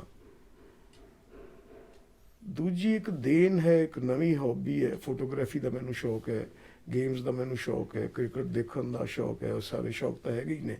ਇੱਕ ਬੜਾ ਵੱਡਾ ਸ਼ੌਕ ਹੈ to build relationship and maintain them. Okay. ਇਹ ਤੋਂ ਵੀ ਦੇਖਿਆ ਹੋਣਾ। Life skill. ਹਾਂ, ਹਾਂਜੀ। ਮਤਲਬ ਇੱਕ ਮਜ਼ੇਦਾਰ ਮੇਰਾ ਮੈਂ ਟੂਰਿੰਗ ਬਹੁਤ ਕੀਤੀ ਜੀ। ਆਪਣੀ ਰਿਟਾਇਰਮੈਂਟ ਤੋਂ ਪਹਿਲਾਂ, ਫੈਮਿਲੀ ਨਾਲ, ਰਿਟਾਇਰਮੈਂਟ ਤੋਂ ਬਾਅਦ ਸੀਨੀਅਰ ਸਿਟੀਜ਼ਨ ਨਾਲ। ਮੈਂ ਦੁਨੀਆ ਦੇ 15 ਕੰਟਰੀ ਘੁੰਮਿਆ ਆ। ਇੰਡੀਆ ਦੀ ਹਰ ਸਟੇਟ ਮੈਂ ਘੁੰਮ ਚੁੱਕਿਆ। ਤਾਂ ਇਹ ਇੱਕ ਮਜ਼ੇਦਾਰ ਕੰਮ ਹੈ। ਮੈਂ ਮਤਲਬ ਹਰ ਸਾਲ ਵਿੱਚ 2 ਟ੍ਰਿਪ ਲਾਣੇ ਇੱਕ ਫੋਰਨ ਦਾ। ਤਾਂ ਇਹ ਇੱਕ ਮਜ਼ੇਦਾਰ ਗੱਲ ਹੈ। ਦੂਜੀ ਗੱਲ ਬੜੀ ਮਜ਼ੇਦਾਰ ਹੋਈ ਮੇਰੇ ਨਾਲ ਜਦੋਂ ਮੈਂ ਰਿਟਾਇਰ ਹੋਇਆ। ਤਾਂ ਮੇਰੀ ਵੱਡੀ ਬੇਟੀ ਪੇਂਟਿੰਗ ਕਰਦੀ ਸੀ। Okay. ਬਹੁਤ ਵਧੀਆ ਪੇਂਟਿੰਗ ਹੈ। ਮੈਨੂੰ ਬਹੁਤ ਖੁਸ਼ਕਿਸਮਤ ਆ। ਮੇਰੇ ਦੋਵੇਂ ਬੇਟੀਆਂ ਪ੍ਰੋਫੈਸ਼ਨਲੀ ਵੀ ਰਾਈਜ਼ ਕੀਤੀਆਂ। ਉਹ ਬੇਟੀ ਇੱਕ ਫੈਸ਼ਨ ਡਿਜ਼ਾਈਨਿੰਗ ਇੰਸਟੀਚਿਊਟ ਦੀ ਪ੍ਰਿੰਸੀਪਲ ਰਹੀ ਹੈ। Okay. ਇਹ ਛੋਟੀ ਬੇਟੀ ਇਹ ਡੈਂਟਲ ਡਾਕਟਰ ਹੈ। ਪਰ ਦੋਵਾਂ ਨੂੰ ਇੱਕ ਦੇਣ ਹੈ ਕਿ ਆਰਟ ਔਰ ਲਿਟਰੇਚਰ। Art. ਉਹ ਪੇਂਟਿੰਗ ਕਰਦੀ ਹੈ, ਬਹੁਤ ਵਧੀਆ ਪੇਂਟਰ ਹੈ। ਇਹ ਕੁੜੀ ਪੋਇਮਸ ਲਿਖਦੀ ਹੈ। Pristine Pearls ਜੋ ਮੈਂ ਇਹਦੀਆਂ ਦੇਖੀ ਉਹਨਾਂ ਦੀ ਕਿਤਾਬਾਂ book। ਵੀ ਛਪ ਚੁੱਕੀਆਂ। ਜੀ। ਤਾਂ ਇਹ ਬੜੀ ਮੈਨੂੰ ਮਜ਼ਾ ਆਉਂਦਾ ਹੈ। ਤੇ ਉਹ ਵੱਡੀ ਬੇਟੀ ਜਦੋਂ ਮੈਂ ਰਿਟਾਇਰ ਹੋਇਆ ਤੇ ਉਹਨੇ ਇੱਕ ਪੇਂਟਿੰਗ ਸੈੱਟ ਲਿਆ ਕੇ ਮੈਨੂੰ ਰਿਟਾਇਰਮੈਂਟ ਤੇ ਗਿਫਟ ਦਿੱਤਾ। ਮੈਂ ਕਿਹਾ ਮੈਂ ਇਹ ਕੀ ਕਰਾਂਗਾ। ਕਹਿੰਦੀ ਤੁਸੀਂ ਪੇਂਟਿੰਗ ਕਰੋ। ਮੈਂ ਕਿਹਾ ਮੈਨੂੰ ਤਾਂ ਅਲਫ ਬੇ ਵੀ ਨਹੀਂ ਆਉਂਦਾ। ਕਹਿੰਦੀ ਅਲਫ ਬੇ ਮੈਂ ਸਿਖਾ ਜਾਵਾਂਗੀ, ਬਾਕੀ ਡਰਾਇੰਗ ਤੁਹਾਡੀ ਚੰਗੀ ਹੈ। ਤੁਸੀਂ ਮੈਨੂੰ ਪਤਾ ਹੈ ਮੈਟ੍ਰਿਕ 'ਚ ਫਸਟ ਆਏ ਸੀ ਡਰਾਇੰਗ ਸਕੂਲ 'ਚ, ਤੇ ਡਰਾਇੰਗ ਤੁਸੀਂ ਕਰ ਲਓਗੇ। ਤੇ ਤੂੰ ਇਹ ਦੇਖਦਾ ਬਿਊਟੀਫੁਲ। ਮੈਂ ਬਹੁਤ ਸੋਹਣੀਆਂ ਪੇਂਟਿੰਗਸ ਲੱਗਦੀਆਂ। ਮੈਂ ਐਕਚੁਅਲੀ ਆਯੂਸ਼ ਨੂੰ ਵੀ ਭੇਜਿਆ ਸੀ। ਮੈਂ ਜਦ ਤੁਹਾਡੇ ਬਾਰੇ ਦੱਸ ਰਿਹਾ ਸੀ ਕਿ ਤੁਸੀਂ ਕੀ ਕਰ ਚੁੱਕੇ ਹੋ, ਮੈਂ ਪੇਂਟਿੰਗਸ ਭੇਜੀਆਂ। ਇੱਕ ਰਾਧਾ ਕ੍ਰਿਸ਼ਨ ਵਾਲੀ ਆਈ ਰਿਮੈਂਬਰ, ਬਹੁਤ ਹੀ ਪਿਆਰੀ ਪੇਂਟਿੰਗ ਜੋ ਆਈ ਥਿੰਕ ਮੇਰੀ ਵਨ ਆਫ ਦਾ ਫੇਵਰੇਟਸ ਹੈ ਉਹ। ਹਾਂ। ਇਹ ਮੀਰਾ ਕੰਨ ਹੈ। ਹਮ। ਇੰਨੀਆਂ ਕੀ ਮਲੋਟ ਲੱਗੀਆਂ ਹੋਣੀਆਂ। ਹਾਂਜੀ ਮੈਂ ਦੇਖਿਆ ਸੀ। ਮੈਂ ਬੜਾ ਇਨਕਰੇਜ ਹੋਇਆ। ਮੈਂ ਕਿਹਾ ਯਾਰ ਜੀ ਮੇਰੀ ਬੇਟੀ ਪੇਂਟਿੰਗ ਕਰ ਲੈਂਦੀ ਹੈ ਔਰ ਸਿਖਾਉਣਾ ਚਾਹੁੰਦੀ ਹੈ। ਫਿਰ ਮੈਂ ਬਣਾਈ, ਆਪਣੇ ਆਪ ਲਰਨ ਕੀਤਾ। 2 ਕਿਤਾਬਾਂ ਮੈਨੂੰ ਦੇ ਗਈ, ਆਇਲ ਪੇਂਟਿੰਗ ਦੀਆਂ, ਵਾਟਰ ਪੇਂਟਿੰਗ ਦੀਆਂ। ਮੈਂ ਆਪਣੇ ਆਪ ਬਣਾਈ ਇੱਕ ਪੇਂਟਿੰਗ ਕਿਸੇ ਤਸਵੀਰ ਨੂੰ ਦੇਖ। ਉਹ ਇਤਨੀ ਫੈਸੀਨੇਟ ਹੋਈ, ਕਹਿੰਦੀ ਪਾਪਾ ਤੁਸੀਂ ਤਾਂ ਮੇਰੇ ਨਾਲੋਂ ਬੈਟਰ ਹੈ। ਇਹ ਪੇਂਟਿੰਗ ਪਹਿਲੀ ਤੁਹਾਡੀ ਮੈਂ ਆਪਣੇ ਘਰ ਲੈ ਜਾਵਾਂਗਾ। ਫਿਰ ਉੱਥੇ ਆਰਟਿਸਟ ਹੈ ਤਰਸੇਮ ਰਾਈ ਜੀ। ਹਾਂਜੀ। ਇਹ ਸਾਹਮਣੇ ਮਿਸਿਸ ਦੀ ਪੇਂਟਿੰਗ ਲੱਗੀ ਉਹਨੇ ਬਣਾਈ ਹਾਂਜੀ। ਹੈ। ਓਕੇ। ਫਿਰ ਮੈਂ ਉਹਦੇ ਕੋਲੋਂ ਕੁਝ ਟਿਪਸ ਲਏ। ਓਕੇ। ਆਈ ਸਟਾਰਟਡ ਪੇਂਟਿੰਗ। ਔਰ ਤੂੰ ਮੈਨੂੰ ਕਿਹਾ ਵੀ ਉੱਠ ਕੇ ਕੀ ਸੋਚਦਾ ਤੂੰ। ਤਾਂ ਮੈਂ ਇਹੀ ਸੋਚਦਾ ਵੀ ਅੱਜ ਮੈਂ ਪੇਂਟਿੰਗ ਕਰਨੀ ਹੈ ਕਿ ਕੁਝ ਲਿਖਣਾ ਹੈ। ਇਹ ਇੱਕ ਇਨਕੰਪਲੀਟ। ਉਹ ਬੇਟਾ ਆ ਚੁੱਕੀ ਯਾਰ, ਇਹ ਗਿੱਲੀ ਹੈ ਪੇਂਟਿੰਗ, ਕੁਛ ਇਹਨੂੰ ਲੱਗ ਤਾਂ ਨਹੀਂ ਰਿਹਾ। ਥੋੜਾ ਡੱਬੇ ਚੁੱਕ ਲੈ ਇੱਥੋਂ, ਥੱਲੇ ਰੱਖ, ਥੱਲੇ ਰੱਖ। ਇਹ ਮੈਂ ਹੁਣ ਬਣਾ ਰਿਹਾ। ਓਕੇ। ਤਾਂ ਹੁਣ ਰਾਤ ਨੂੰ ਸੌਣ ਲੱਗਿਆ ਮੈਂ ਸੋਚਦਾ ਵੀ ਅਗਲੇ ਦਿਨ ਇਸ ਪੇਂਟਿੰਗ ਦਾ ਕਿਹੜਾ ਅਗਲਾ ਹਿੱਸਾ ਬਣਾਉਣਾ ਹੈ। ਓਕੇ। ਸੋ ਜਾਂ ਤਾਂ ਮੈਂ ਪੇਂਟਿੰਗ ਕਰ ਰਿਹਾ ਹਾਂ ਐਵਰੀ ਦਿਨ, ਜਾਂ ਮੈਂ ਲਿਖ ਰਿਹਾ ਹੁੰਦਾ। ਤਾਂ ਇਸ ਤਰ੍ਹਾਂ ਤੈਨੂੰ ਮੈਂ ਦੱਸਿਆ ਵੀ ਹਰ ਦਿਨ ਮੇਰਾ ਪਿਛਲੇ ਦਿਨ ਨਾਲੋਂ ਕੁਛ ਨਾ ਕੁਛ ਨਵਾਂ ਹੁੰਦਾ। ਤਾਂ ਇਹ 2 ਗੱਲਾਂ ਨੇ ਜਿਹੜੀ ਚੀਜ਼ਾਂ ਮੈਨੂੰ ਜ਼ਿੰਦਗੀ ਵਿੱਚ ਜੀਣ ਦੀ ਹਿੰਮਤ ਦਿੰਦੀਆਂ। ਵਾਈਫ ਦੇ ਜਾਣ ਤੋਂ ਬਾਅਦ ਜੀ ਬਿਲਕੁਲ ਟੁੱਟ ਗਿਆ ਸੀ। ਜੀ ਜੀਵਨ ਔਖਾ ਲੱਗ ਰਿਹਾ ਸੀ, ਕਿਵੇਂ ਜ਼ਿੰਦਾ ਰਹਿ ਗਏ। ਇਹ ਦੋ ਮੇਨ ਸਨ। ਆਫ ਕੋਰਸ ਬੱਚੇ ਸਾਰੇ ਹੈਗੇ ਹੀ ਨੇ, ਲੇਕਿਨ ਇਹ ਦੋ ਨੇ ਜਿਨ੍ਹਾਂ ਕਰਕੇ ਮੈਨੂੰ ਟਾਈਮ ਦਾ ਵੀ ਨਹੀਂ ਪਤਾ ਲੱਗਦਾ, ਮੇਰੇ ਸ਼ੌਕ ਵੀ ਪੂਰੇ ਹੋ ਜਾਂਦੇ ਹੈ, ਮੇਰਾ ਦਿਨ ਵੀ ਬੀਤ ਜਾਂਦਾ ਹੈ ਔਰ ਮਜ਼ੇਦਾਰ ਬੀਤਦਾ ਹੈ। ਸਰ ਮੇਰਾ ਲਾਸਟ ਕੁਐਸਚਨ ਹੈ, ਜੋ ਇਸ ਟਾਈਮ ਆਪਣੇ 20s ਵਿੱਚ ਹੈ ਜਾਂ ਜਦ 30s ਵਿੱਚ ਹੈ, ਅਤੇ ਪ੍ਰੋਬੇਬਲੀ ਉਹ ਫਿਗਰ ਆਊਟ ਕਰ ਰਿਹਾ ਕਿ ਜ਼ਿੰਦਗੀ ਕਿਵੇਂ ਜੀਣੀ ਹੈ, ਜੋਬ ਨਹੀਂ ਮਿਲ ਰਹੀ, ਹਾਈ ਪਿੰਗ ਜੋਬ ਨਹੀਂ ਮਿਲ ਰਹੀ, ਜੋ ਵੀ ਸਟਰਗਲਸ ਅੱਜ 20s ਜਾਂ 30s ਵਾਲੇ ਦੀ, ਤੁਹਾਡਾ ਕੀ ਐਡਵਾਈਸ ਹੋਏਗੀ ਉਹਨਾਂ ਨੂੰ?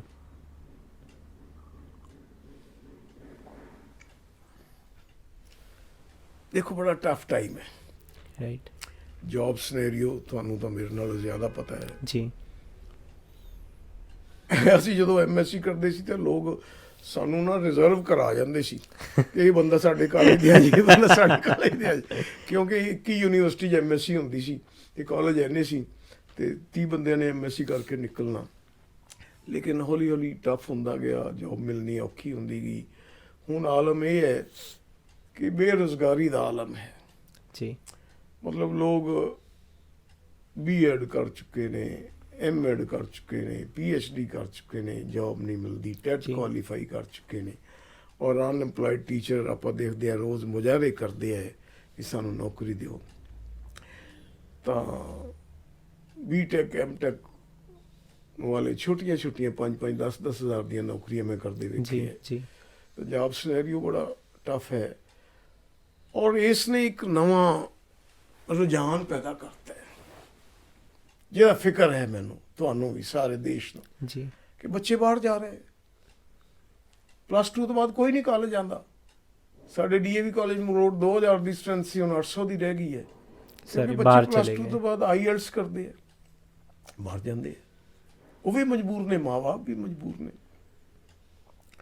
ਹੁਣ ਤੂੰ ਦੇਖ ਵੀ ਕੁਲਦੀਪ ਮੇਰਾ ਪੜੋਸੀ ਜੀ ਕਿੰਨਾ ਕੁ ਉਹਦਾ ਕੰਮ ਹੈ ਜਾਂ ਕੀ ਕੰਮ ਹੈ ਜੀ ਜਾਂ ਕਿੰਨਾ ਅਫੋਰਡ ਕਰ ਸਕਦਾ ਹੈ।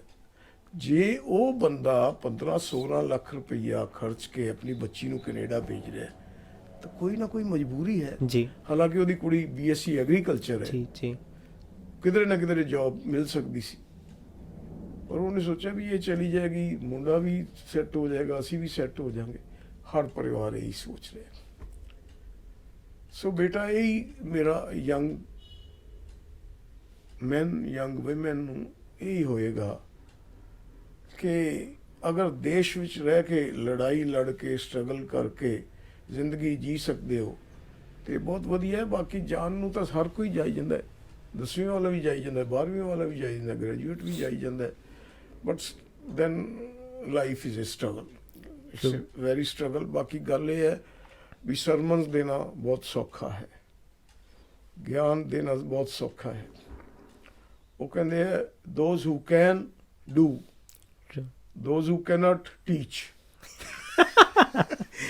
ਜਿਹੜੇ ਕਰ ਸਕਦੇ ਆ ਉਹ ਕਰਦੇ ਆ, ਬਾਕੀ ਤਾਂ ਸਿੱਖਿਆ ਹੀ ਦਿੰਦੇ ਆ, ਆਹ ਕਰ ਲਓ, ਆਹ ਕਰ ਲਓ। ਹੁਣ ਮੇਰੇ ਵਰਗਾ ਜੇ ਕਹੇਗਾ ਆਹ ਕਰ ਲਓ, ਕਿਉਂਕਿ ਮੇਰੇ ਨਾਲੋਂ ਜ਼ਿਆਦਾ ਤੁਸੀਂ ਜਾਣਦੇ ਹੋ ਅੱਜ ਕੱਲ੍ਹ ਕੀ ਮੁਸ਼ਕਿਲਾਂ ਆ ਰਹੀਆਂ ਸਮਾਜ ਵਿੱਚ, ਤੁਸੀਂ ਜ਼ਿਆਦਾ ਵਿਚਰ ਰਹੇ ਹੋ, ਐਵੇਨਿਊਜ਼ ਕੀ ਨੇ, ਪੋਟੈਂਸ਼ੀਅਲ ਕੀ ਹੈ, ਪ੍ਰੋਬਲਮਸ ਕੀ ਨੇ, ਇਹ ਤੁਹਾਨੂੰ ਪਤਾ ਹੈ। ਪਰ ਮੈਂ ਇਹੀ ਕਹਾਂਗਾ ਕਿ ਇੱਕ ਚੀਜ਼, ਸਿਰਫ ਇੱਕ ਚੀਜ਼ ਪਰਸਨੈਲਿਟੀ ਵਿੱਚ ਹੋਣੀ ਬੜੀ ਜ਼ਰੂਰੀ ਹੈ, ਉਹ ਹੈ ਟੂ ਫੇਸ ਦੀ ਚੈਲੰਜਸ।